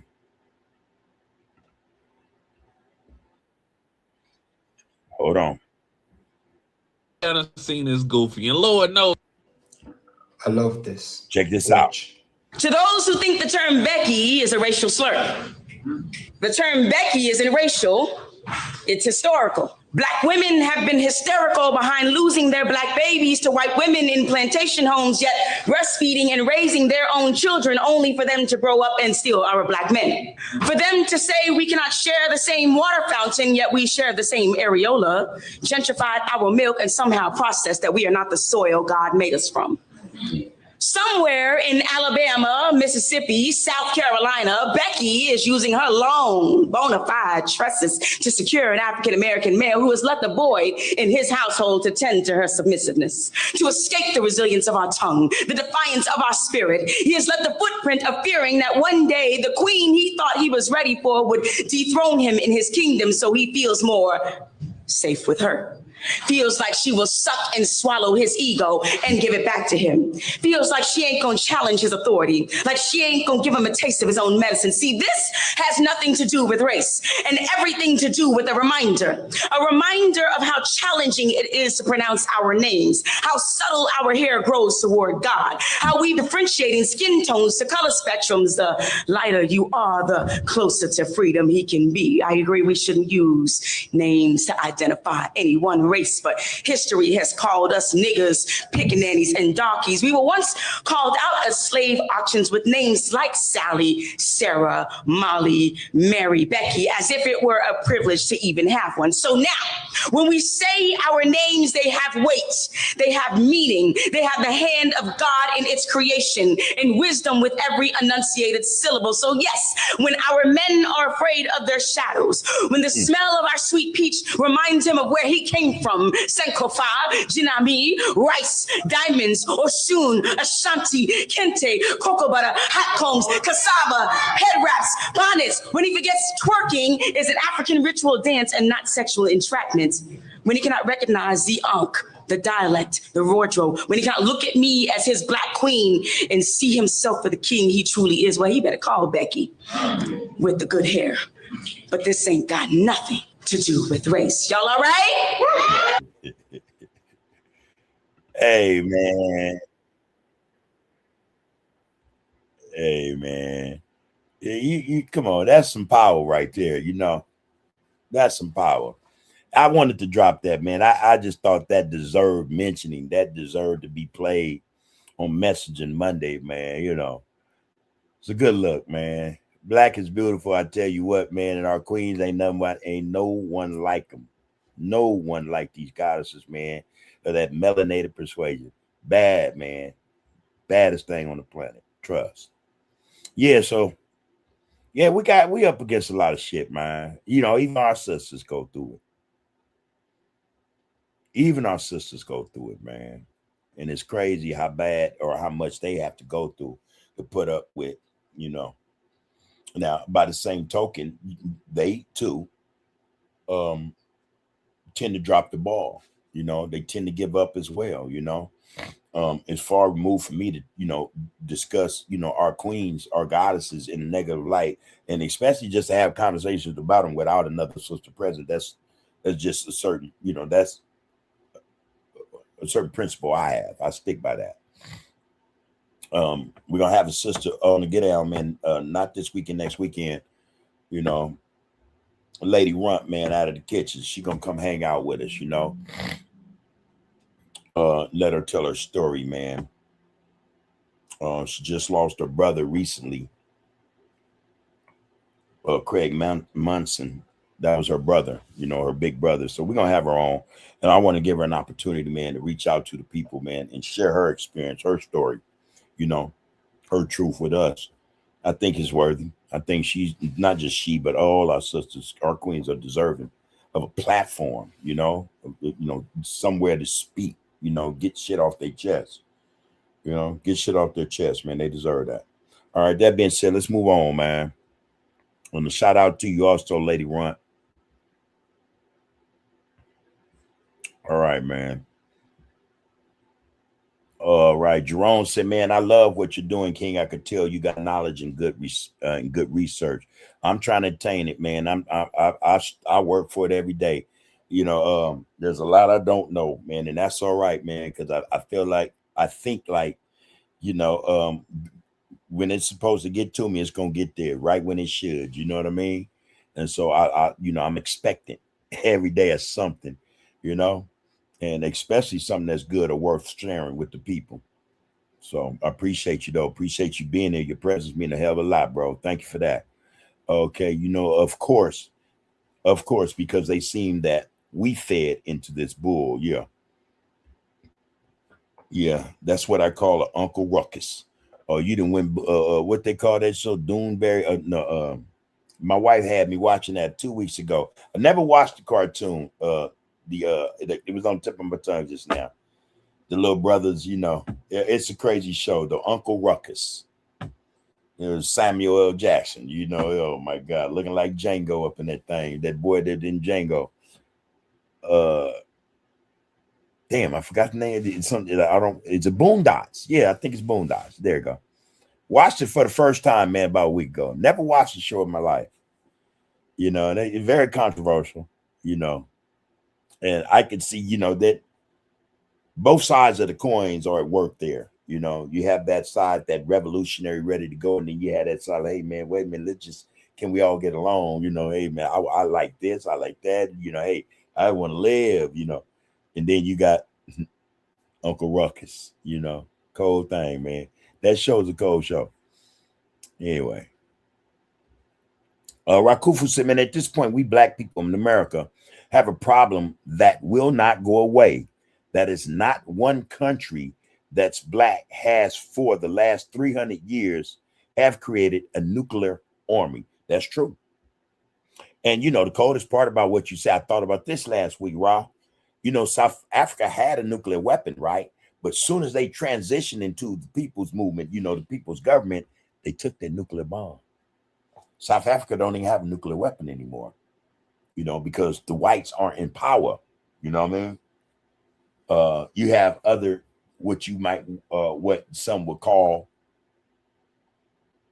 melanated people. I don't know. The Pakistanis have one. The Indians have one. They're about the only ones other than Russia. They're not. Well, North Korea has it. China has it, of course. Yeah, but no African power, even if we can call them an African power at this stage, because some are just now coming up under the boot of colonialism or colonization. And I tell you, it's a hard road for them as well. Again, see, we're on these, we're on the same plane, but we're in different geographical locations, and these struggles are the same, no matter where we are throughout the diaspora. We have the same issue. We're fighting the same enemy, the very same enemy, man. And the coldest part about that is, well, we're fighting the enemy system. We're fighting those puppets who work for the enemy. Look throughout Africa, man. Look at them bootlickers, man. Them coconuts over there, man. What they doing? Whatever France says, whatever Germany says, Italy, the United States says, they do it. And dang the people. Most of their leaders, prime ministers, and presidents are super rich. The country's dirt street poor. Come on, man. Don't have electricity, running water, can't even build a nuclear power plant to supply the people with that type of stuff. It's 2026. Come on, man. And you got countries like Burkina Faso, Mali, and Niger. They're pushing to come out this situation. And you got African countries helping the French and the United States and Germany and Italy and the UK to keep them submissive, to keep them giving up their natural resources so that the people remain poor and uneducated. Come on, man. We got the same shit here in these United States. It should be no wonder, man, why we in this position. It should not be any wonder. It should not be. And yet we have the wherewithal to get it done. But we're fighting our own people before we even get to engage the real enemy. That's some crazy stuff, man. I don't care what continent we're on.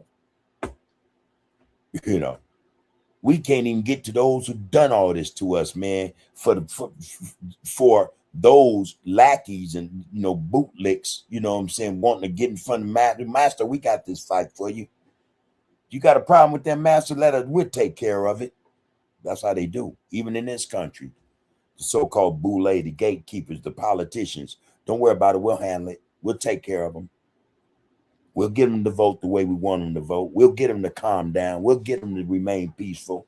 We'll get them to go for the okie doke. We'll get them to just keep accepting being murdered in the streets, treated like third-class citizens. Don't worry, we got it. That's why they in power, man. That's why they in power, man. That's why. DOG 954 show. Okay, he said, man, it wasn't by us. How could it really be for us? That's the point. Ain't none of this shit for us, y'all. And they continue to sell us the dream. We knew it wasn't for us when our people come out of bondage, man, and worked their way through Reconstruction, dealt with Jim Crow, the Black Code, segregation, racism, lynching, and still we was up in them. We were getting the damn thing done, but our people knew this shit ain't really got nothing to do with us, man. But this is where we are. We've been here. Let's make the best of it. But they knew. They knew. And guess who sold them on integration? Guess who sold our people on integrating with these people at the segregation and lynchings and, systematic or systemic racism, institutional racism? Guess. That's right. Our people. That's right. Can we all get along? No, stupid. That ain't what they want. Get the hell out of here, man. This thing don't mean nothing to us, man. The Constitution don't even apply to us. We're still 3/5 human beings, man. What part of that we don't get? Man. Nowadays, you the cop pull you over, you quote the Constitution to it, you just gonna make him matter, make it worse. And they got police unions to help them get away with a lot of the shit they do, but they're gonna be pissed off that you would have the audacity, the unmitigated gall to quote the Constitution in in the respect or in the presence of my thought of to have the thought of mine, it's for you, it works for you. Man, they ain't trying to hear that shit. They ain't trying to hear none of that shit, man. Black men and women now, when they're pulled over, they got to be 10 and 2. The fuck you say? No, man, I'm not doing none of that. But keep recording, baby. Hey, shit. I'm just saying, man. I don't know. All right, man. Ross says, man, Rakufu says, man, so all we can do is talk truth to power. But at some point, if we don't take military action, it's just talk. Hello. Real spit. Real spit. You know, a lot of us don't even understand. Man, there are ways to have think tanks and discussions without them people listening in, you know, without them using the FISA Act, you know, the 70, you know, where they can spy. Listen, man, this shit is in effect, man. I was telling y'all about this. They just resubmitted the I think it's the FISA or the FIFA Act. It's also counterterrorism surveillance.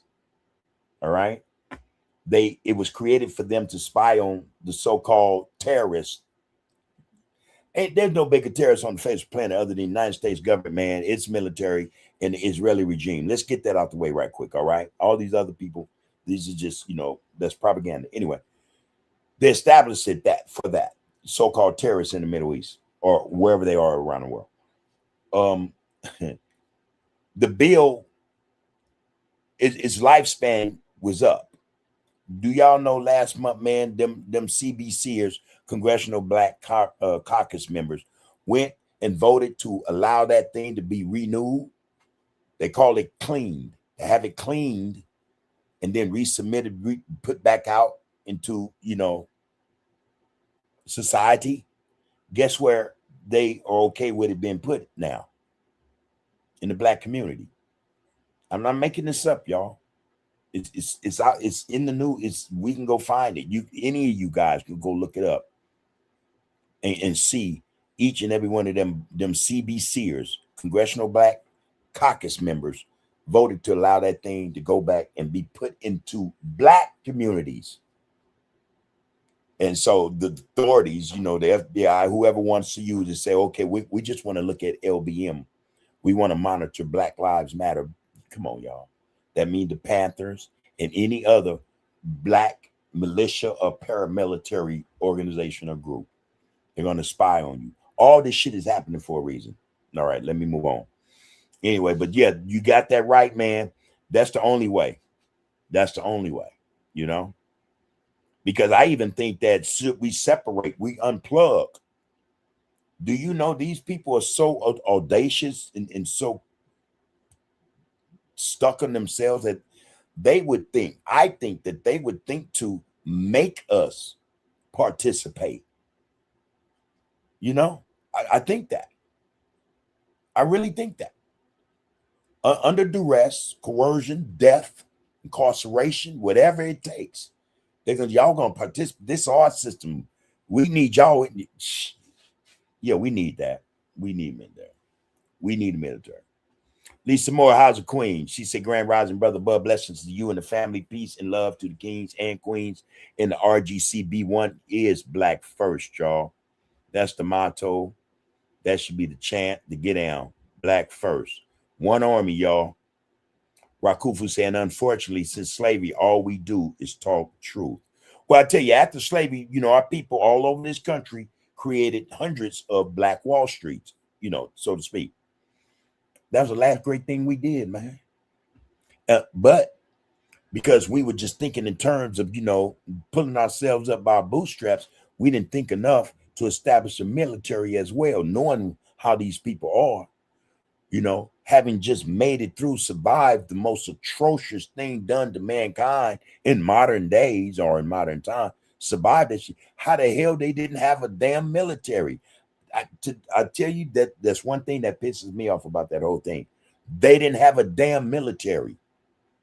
How the hell you didn't have no cannons, a couple of airplanes? Y'all knew how to make helicopters. Them people, man, our people knew how to make a helicopter, man. They could have built planes from scratch, motors from scratch, big guns, cannons from scratch.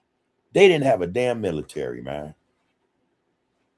To this day, I can't understand why they didn't have a damn military, man. Because them people would have thought twice, knowing that them black brothers and sisters were prepared to protect one another and everything they built. They didn't have a military. Crazy as hell. Crazy as hell. Rakufu said, man, when did the African Union come together to discuss nuclear creation and actually attempt that endeavor? I don't know. What I do know that ECOWAS and the African Union, man, they playing for the European, bro. They playing for the European, bro. I don't know when they came together, but they've been around for, more than a decade. More than a decade. All right. And they still don't have a nuclear power plant in none of those countries that's a part of the AU. None of those countries who are part of ECOWAS have, come on, man. Something ain't right. All right, Chris, I see you up in here. B1, y'all. Black first. All right. All the time. We are condoning, y'all. Know that. Now, I've been talking. I wanted to jump up in here, man, because I see a couple of my brothers, man.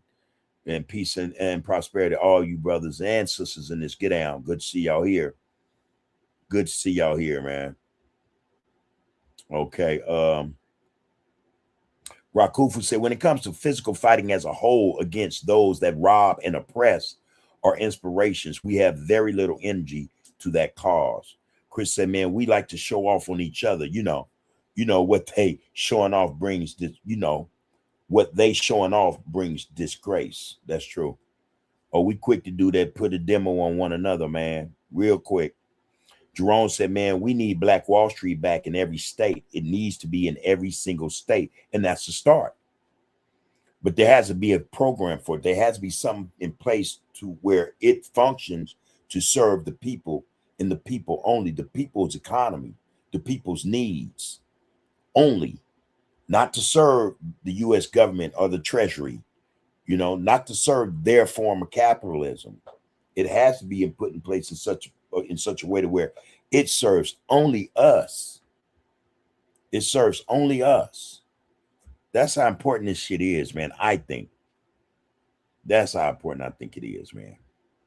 Rakufu said, just stop and think, bub. Name one major physical war we have initiated and won and defended when we won as Black Americans. Everything from, for the most part, since 1865, we have was given to us. Okay, well, just stop to think, bub. Name one major physical war we have initiated and won and defended when we won as Black Americans. Everything, for the most part, since 1865, we have was given to us.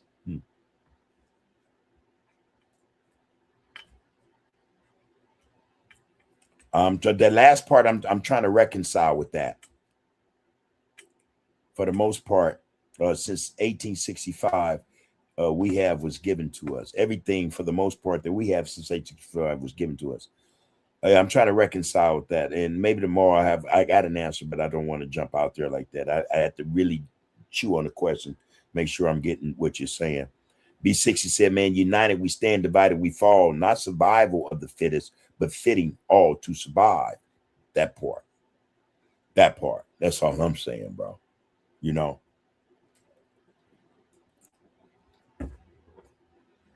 That's all I'm saying.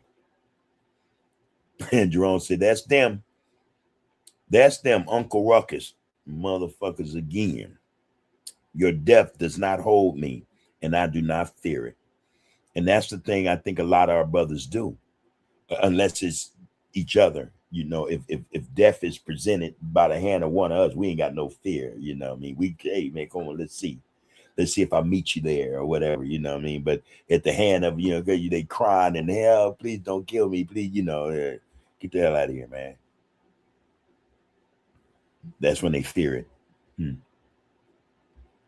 All right, Fat Rat, I see you up in here, man. You say we have more black faces in high places than ever before. Yet the conditions for the most vulnerable among us have not improved proportionately. And that's from Dr. Cornel West. That's all I'm saying. All this shit we've been going through, these people want us to come and vote and go and march and protest about some what? What we getting, man? What we got? How can we show as a people, for real,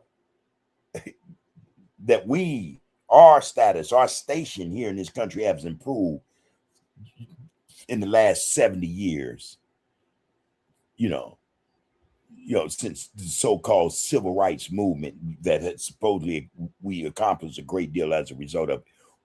Prove it to me. Where is it? Again, the system is set and rigged to where only some of us make it to the top. Some of us. It's not meant for all of us. And those who make it, trust and know, man, they don't plan to leave that situation no time soon. They will deal with all the, the graping, the booty banding and shit, being turned out, being, disrespected, disgraced, being shamed. They let them talk to them. They will stand for all that as long as they could remain where they are. That's a sad human being, if you ask me. That's a sad human being. That human being does not respect him or herself. Show ain't gonna get no respect from me. And you sure ain't getting it from them. Too many times I've seen that play out. Too many times. Sam Evans said, man, if black people was birds, we'd be flying backwards. Thanks for that laugh, brother. Salute. Because you ain't never lied, man. Oh, shit. We be doing the opposite of trout and salmon. Rather than going upstream, we ain't trying to go, man, and proliferate. We ain't trying to do nothing. Right. Ass backwards, man. We are ass backwards. That's funny. The new movie, The Mummy, man, it's okay. I like a good scary movie, I have to say, but it ain't been all that, And I have to say, man, most of the time, man, I got to watch scary movies on the weekends when it's daylight because my wife, she don't like scary movies at nighttime, Don't tell I told y'all that. Oh, man. Yeah, man. So, that's what it is, you guys. We're going to have to do the work, man. It's just that simple, And part of that is to stop allowing ourselves to fall for the okie doke. Stop allowing ourselves to be led by individuals who look like us, but do not have our best interests at heart or in their minds or as a part of their souls. It's not in them. It's not in them. These are the people we have to deal with first before we can even begin to think about unplugging, man, and doing those things, man, that would benefit and serve us first, man. We have to clean our yard, man. We have to and then from that point on, we have to have a certain type of get down that would be that would be not just protocol, but it would be a way of life, to represent, to not prove nothing, but show that we are those people and we carry ourselves like this at all times, whether in or out of each other's presence, we're going to stand tall, We have to get to that, man. We're going to have to get rid of a whole lot of stuff, man. Real spit. I think that more and more of our brothers and sisters, these kings and queens, these goddesses and gods, they are waking up. And we're going to have to make room for them. But while all this is happening, don't think that them people are sitting on their thumbs, man, and that they're not preparing, that they don't hear us, that they don't feel us.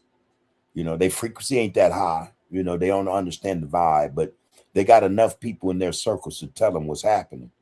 So know that they're listening to them and they're taking heed to everything these sellouts is telling them about us. They watch everything we talk about on social media, man. Those who know they selling us out, they know their names are, you know, it's in the social media sphere. They know we're talking about them. They're reporting back. Say, man, you know, I might have to, you know, fall back for a little while because, you know, my people, they up on me now, you know. These people are well aware, man. Let's don't think that they're not, all right? So I'm saying that to say, man, yeah, when the time comes, man, there'll be a way. We'll be able to communicate, and it's going to be, man, look, we're going to be all right. But we got to want to be that. We got to put in the work, man.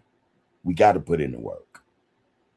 It ain't going to get done otherwise. Ain't nobody else going to do it. Trust that. Our own kind ain't going to have it. They don't want it. The Al Sharptons run around. These men, these sickly people think they run us. They represent us. Man, rich as cream, man. Rich. They got money that matters to them. You can give a flying flick about none of us, man.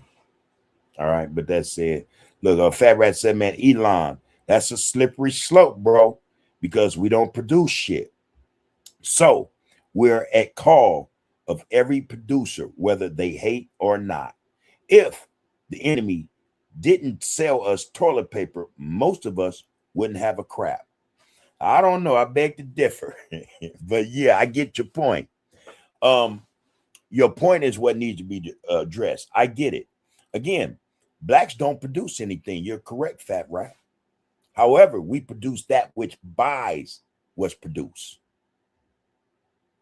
That's the point I'm trying to stress. That's the point I'm trying to stress. Blacks, it's not that they also don't produce anything.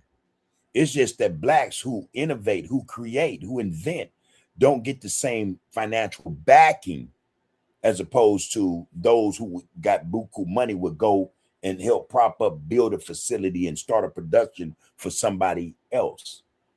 It depends on where that black person comes from, what's his upbringing, how do he still act today, even though he got that mind to create an event or invent things or produce things that still matters to them.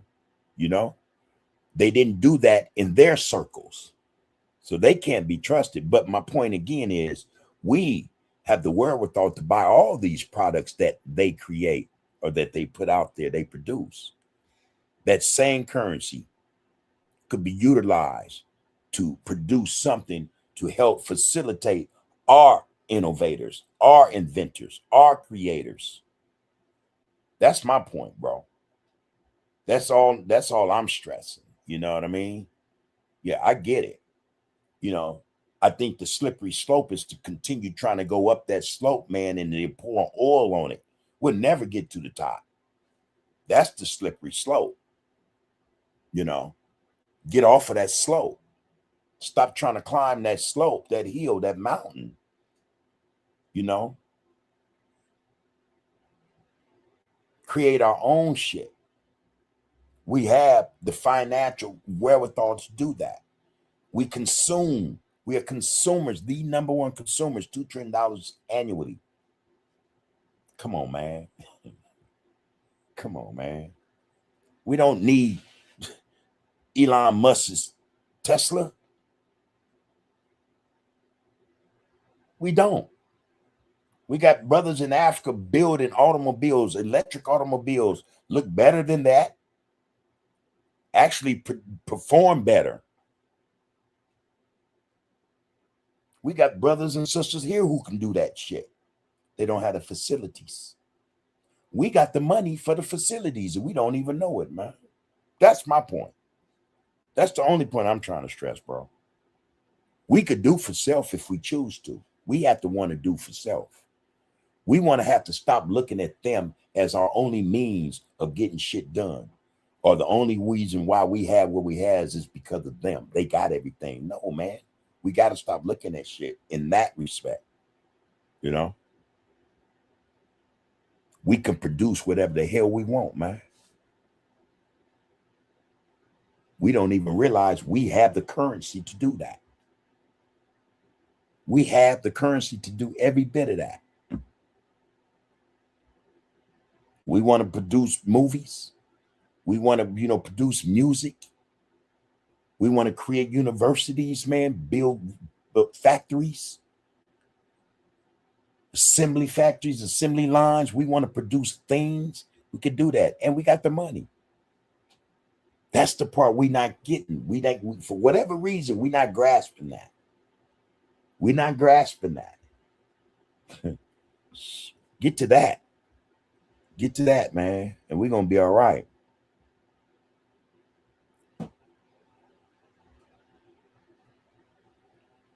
Man, this is our fight.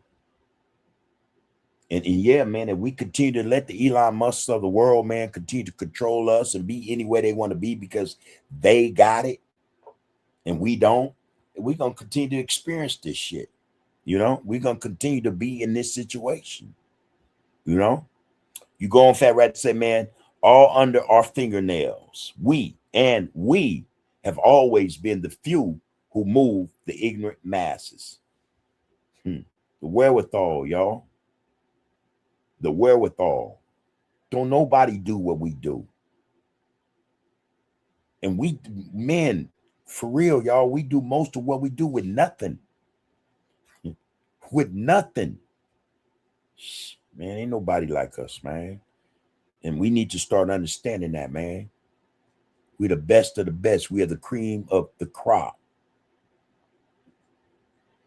We are the philosophers, the mathematicians, the scientists, man, the doctors, man. We. Get past this other shit, man, and we got to start doing what we need to do for us.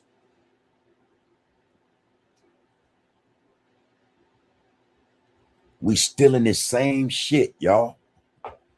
2026.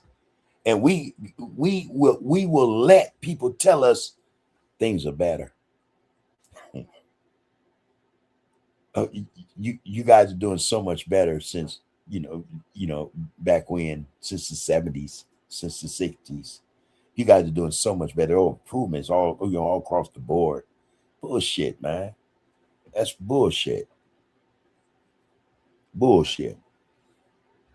Farrah said, man, remember Harriet said she freed 1,000 slaves and couldn't free another 1,000 if they had known they were slaves, and could have freed another 1,000 if they had known they were slaves. They were cool. This is where you get some of these crackers down south. Say, oh, man, our darkies, our Negroes are happy. They don't have no problems. I was going to play something today, man, that went back to 1960, 65. The shit was so embarrassing, man. I said, no, man. Broke my heart, man. I said, no, I ain't playing that. The coldest part about it was the truth. It was some sad shit. Most of us don't know that we're slaves, man. So no, they're not going to see a reason to want to be free, to want to be independent. Shit, man, on that note, man, I got to cut out, y'all. It's my time. I just listen. This is our fight. Just put it like that. This is our fight, man. And we're going to have to want to fight, man, at some point. Because I'm going to tell you guys again, man, you just go and do your own research. See what's happening. They're lining this shit up, man. They're lining it up. They're lining it to do something dramatic or drastic to us. They're lining this shit up. I got to thinking about all kind of shit. Alligator, Alcatraz. What the hell? Brand new prison. And they said that mug, man, they could house thousands. Why? And if they got that one, guess what? They got another rendition somewhere they ain't told us about. A few of them, quite a few. Why? Why is ICE in the streets? For real. And you know, let me just say something, man. I mean it. I mean it respectfully. There are over 10 million illegals in this country. 10 million.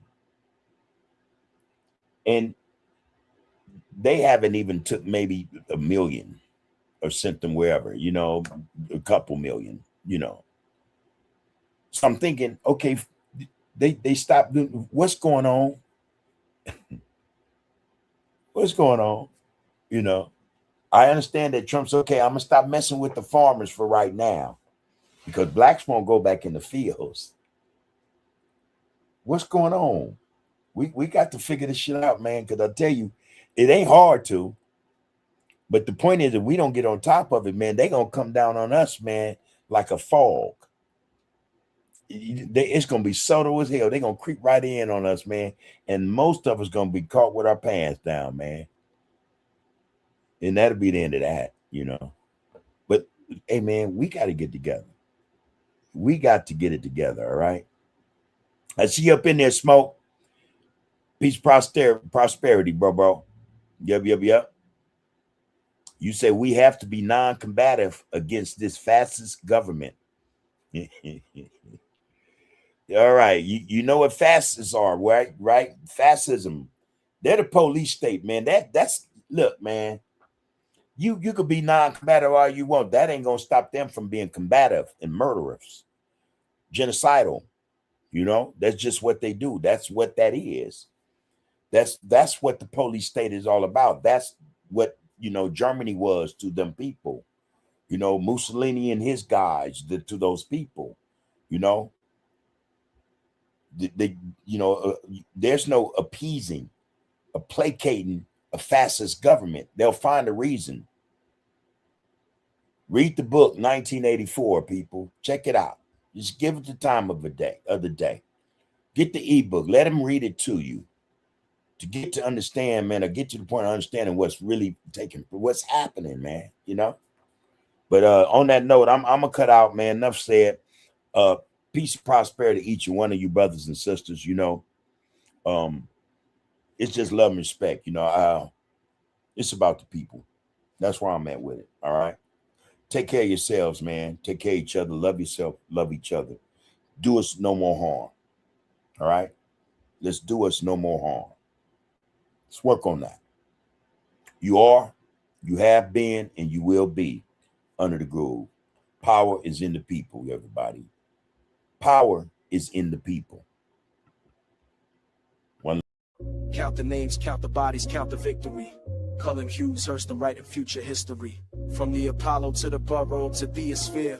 Where the echo of those Harlem nights still ringing clear. So when they ask what happened in those tenement flats, between the spirituals and where consciousness is at, tell them we transformed suffering to scholarship and song. Tell them we've been telling you we're brilliant all along. The Renaissance will prologue every decade since the sequel. Every black child born's continuation of the people who survived the Middle Passage, survived the Jim Crow laws, and built magnificence from nothing but their vision and their flaws. That's in the sergeant. This is once a less than half this hats and Mercedes. Please don't you, I can't stop us. Power sensitive block to the applause for polls. Need your data, talks and counsel any problem when the wet just wanna build the season bait. Now don't get the pause. It's just erasing up the cons. Plead the markets off the main. Make it honor fans. Turn the neck and love the durn. Suffer like a kesha. You were wrong to preaching up on side as each alone. Bitch on the shit and untrue seeing vets. Someone the very it's on Gary Land. Be hell in heaven, you see what the benefit. If wait something for the moderate to keep them full the club and saw the lords to the single land is carried open slowly. Keep us looking on my mother. Break your channel, resi for the he and let the peasant be. It's every time we keep a spawn.